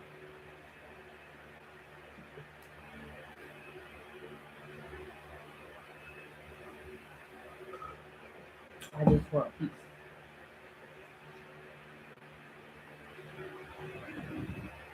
Peace.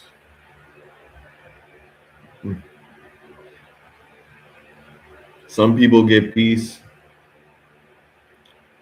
Some people get war. You try your best to like be peaceful for other people, but they come with violence. You know what I mean? From the jump. You know what I mean? So in different circumstances, when you're dealing with relationships, you just expect everything to always go well. It doesn't always go well. Sometimes you got to be there for the other person when they're not there for you, and sometimes they got to be there for you when you're not there for them, because in some cases the world has given them a bad situation, and if you're their partner, you're supposed to be helping them in that situation the best that you can. Sometimes it's a situation that neither one of you can help them with. You know what I mean? But you just gotta be there for them and just be patient in some cases. And it's tough. It's the good, the bad. You know what I mean? We're never always happy every fucking second. Who the fuck is happy every fucking second? You know what I mean? But it's not your job to make me happy. It's my job to be happy. It's your job to not make me unhappy. Right. Or add to it. You know, so just continue doing what you're doing. As long as I'm not complaining, we're good. But a lot of times you gotta. Well, women want more. They want you to be emotionally available. You know what I mean? Which for a lot of men is not easy. When we come home, we just want to just chill. We don't want to talk. We don't want to have a conversation. We don't want to love. We don't want to hug each other. We just want to. We might want to have smacks, but we don't want to do anything extra. You know what I mean? And there's some guys that are out here that are those type of guys. They don't understand this is their love language. Some of them are affectionate and some of them are not. But it doesn't make them a bad person. It's just the lack of understanding of it, of what these things are, and understanding what your partner wants and being able to give that to them. You know what I mean? So it's tough because we're not emotional creatures as men, like starting off right. I mean, even if we're raised by moms, like it's not always the case that we're going to be emotional men. Sometimes we are, but it depends on the era of time that you grew up in. Because sometimes, even if you're raised by a single parent, you still gotta mow the lawn, you still gotta rake the leaves, you still gotta walk the dog, you still gotta fucking do your chores, you still gotta run your paper route, you still gotta go to school, you still gotta, whatever, obey all the people that's older than you. But then their times change, so it's not like that anymore. So the raising the man in the house, that's gone. You know what I mean? Unless there's somebody in there that's going to encourage that. And the mom could encourage it, but it's kind of difficult for her to do that. So the era for certain cultures continue to get a little more challenging. You know what I mean? But the idea is just to kind of really perpetuate that good nuclear family idea. If people could stay together and get past, okay, dudes cheat, or get past women want to spend your money. If we could get past people need each other, we just need each other.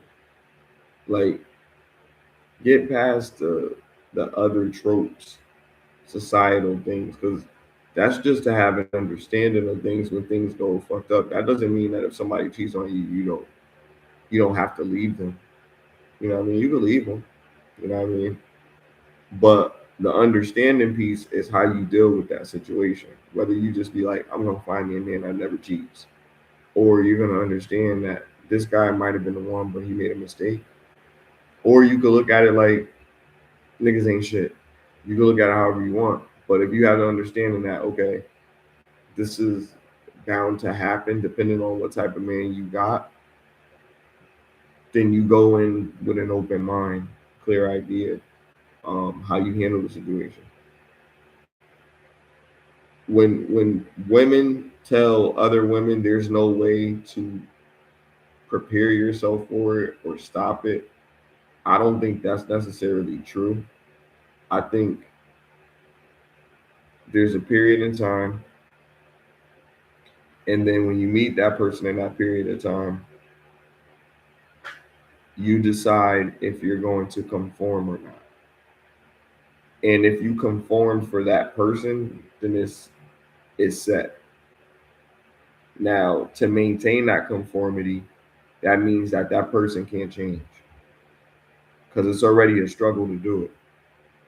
If that person changes, then that's opens the doorway for you to be like, well, whatever.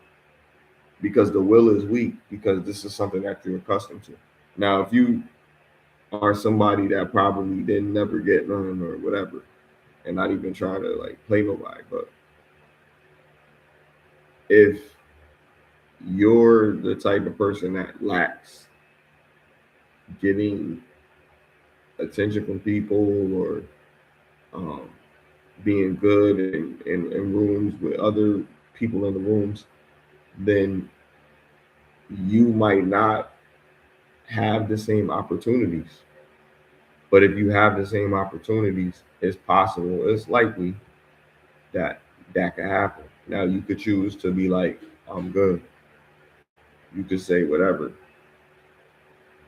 You would do it if that person sustains, the thing that made you conform in the beginning. Once that deviates, the lifestyle changes. The fantasy is gone. Like, she just like the others. You know what I mean? Now it's like, you know what I mean? It could be like that. I'm not judging, but I'm saying it could be like that. But you have to go into the situation, like she said, with the transparency that this is what you want. You don't want that. You want just me and you type shit. But you know what I mean? Everything gotta be good. And like I said, things not always gonna be good.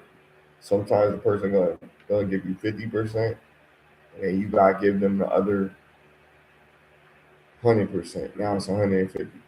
Or sometimes that person gonna give you 60. Like Ella May just made a song about this shit.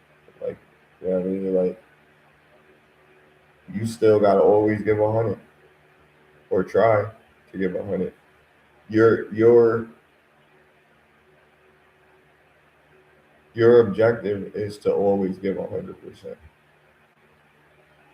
because at least if you gave 100%, that's something that you could be like, well, it's no reason for this person. You know what I mean? But nobody can always give 100%. But you gotta have conversations, and after you have conversation after conversation after conversation after conversation after conversation, then you be like, yo, what the fuck, man? I'm tired of fucking talking about this shit. So, it's just a thought. I mean, women cheat too, but it's just, we always highlight men because it's just that.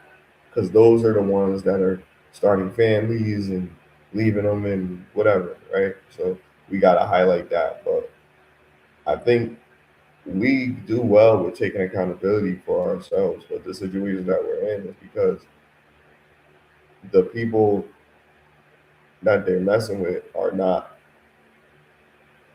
trying their best to meet what they want, and vice versa. Like, they need to take care of themselves. They need to get good money and shit like that. But then when they work hard to get all that, why they don't get what they want? They work hard. Even if women didn't want to work as hard to get the same thing. And I'm not saying that, but I'm just saying women don't have to really go to the gym and work out like that. They don't have to, you know what I mean? Society has made it so that women don't have to do anything but just be a woman. You know what I mean? For real. For some women, yeah. I'm saying women can be heavy and still get a man that's gonna take care of them. That look like he go to the gym all the time and all this other stuff. But I think that situation that you just described is like a rare situation. It happens. It be happening. Yeah, it be happening a lot. Usually, if a guy is like highly, he definitely gonna have fucking rules, and then you be like, damn, how she get with him or whatever. But it ain't last because she didn't want to play by the program. Girl, you 350. Bro got bread. I know. You know what I mean? Whatever. But it don't just be that. It be the attitude too. Like she don't want to cook. She don't want to clean. You want to eat, definitely. And she a big girl. She be cooking. Some of them don't. Some of them don't want to do nothing. They want to be a queen. Type whatever. But that's what I'm saying. Like, to America. I think it's grimy when they they have this high expectation and they're not trying to work on themselves. Yeah, I definitely do think you should be the best version of yourself for yourself. And yes, you can't just for yourself alone. And so you should want that for yourself anyway. Like you should want to be your healthiest. You should want to be your hygiene should be on point. Well, everything, your character, the way your morals, you should want that for yourself, and you need to have that right before you try to present yourself for someone else. Like, and we definitely should be like you mentioned earlier about happiness. Like, yeah, happiness comes from within you. If you're miserable, nobody else can make you happy. If you miserable when you met, because if you base your happiness on another person, then it's like, what if something did happen? So what if it didn't work out, or what if that person was unalive or something? Hopefully not, but like things like that happen. So if you put everything that you have and you don't have nothing, like you don't have an identity outside of that, you're gonna fall apart. So you have to have some type of, you have to have a base of happiness, or at least contentment within yourself and security and all of that, because that just creates issues in a relationship if you don't. Because I can't make you happy if you can't even make yourself happy, if you don't even know what you want. And sometimes, like, that's the thing. Like, I've heard women say like that they're crying, they don't even know what they're crying for. But I think when that happens, that be because they be holding it in, like they have wanted to cry or other stuff happen or whatever, and then it just come out at a weird time or stuff. I don't know, but like they be saying they don't even know. I mean, I'm a woman, but I think for the most part, if I ever started crying, I knew what I was crying about. But I've heard multiple women say that they cried and they didn't even know why they were crying or whatever. And it's like, it's that right there. If that's how you are, you expect and you want the man to figure that out, and you was before you got with him, you was crying for no reason, or the reason was unbeknownst to you, and you want him to find out why you're crying. He's just gonna give you another reason to cry because he's gonna do something. You already effed up as it is. So it's like how you gotta fix yourself first a little bit, or y'all both can just be broken. Those work too. Toxic relationships be less, and they be fighting each other and doing all types of stuff. And they be, I don't know. I don't tell people what type of, because love is love. Some people just, they work for each other. Hopefully they don't die, or crazy stuff going on, or whatever. But do you? I think people should, like, you don't have to live by society standards of like, and I think most people are more concerned what other people think about them and how they're gonna feel if they see them in a certain type of relationship. Like, oh girl, you dumb, it couldn't be me. You just let them do it. Or whatever, or you let her talk to you like this, and the chick be cussing him out, and he deal with it, and you wonder why, but he never leaves. So it's like, if that's what you want to deal with, you want to get cursed out, if she want to get beaten, if you know, like not kinky beaten, but like abused, then if she accepted and she stay and she don't leave, like it's none of your business. Like hopefully she's lived through it, but you try to tell people. Sometimes people get mad at you or whatever, and then if somebody cheating, that's really people say, oh, I with her, she ugly or he ugly or whatever. Why do you care? Because are you mad because I'm not with you, or that he's not with you, or she, or what? What is the? Why do you care so much about what my person that I'm with looks like? That really shouldn't matter. Why does how my man look matter to you, or how my woman look matter to you? I'm the one looking, not you, so you shouldn't care about that. Now, if they're hurting you, then that's a little different. But like I said, if they want to deal with it, like I'll be trying to. I'll tell somebody something one time or a few times, but not gonna keep, and then don't keep talking to me about it either, because that's be another thing. You keep complaining about the shit. Stop putting up with it, or stop, like, don't. I told you what to do. You don't have to listen to me and take my advice. I don't want to keep hearing about it either. The same thing over and over, because you have the power to change it if you don't want, or don't let it affect you. But you want to deal with it on some level because you're saying it. So I don't know, but just do you, okay? Live your life. What I eat don't make you, the rest. I agree.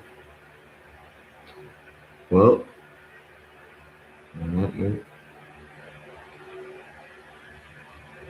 you got any other topics? I don't know, but I think we should go. Yeah. I think it was something else. We could do it next week. All right. So, thank you for tuning in to another episode of Get Lifted. 30 is the new 20. Hit the like button, share, and subscribe, and click the notification bell so you're notified the next time we post or go live. I'm your host. And I'm Smiley Jizzle. And we out. We appreciate y'all tapping in. Thank you for watching. Have a good night. Happy Monday.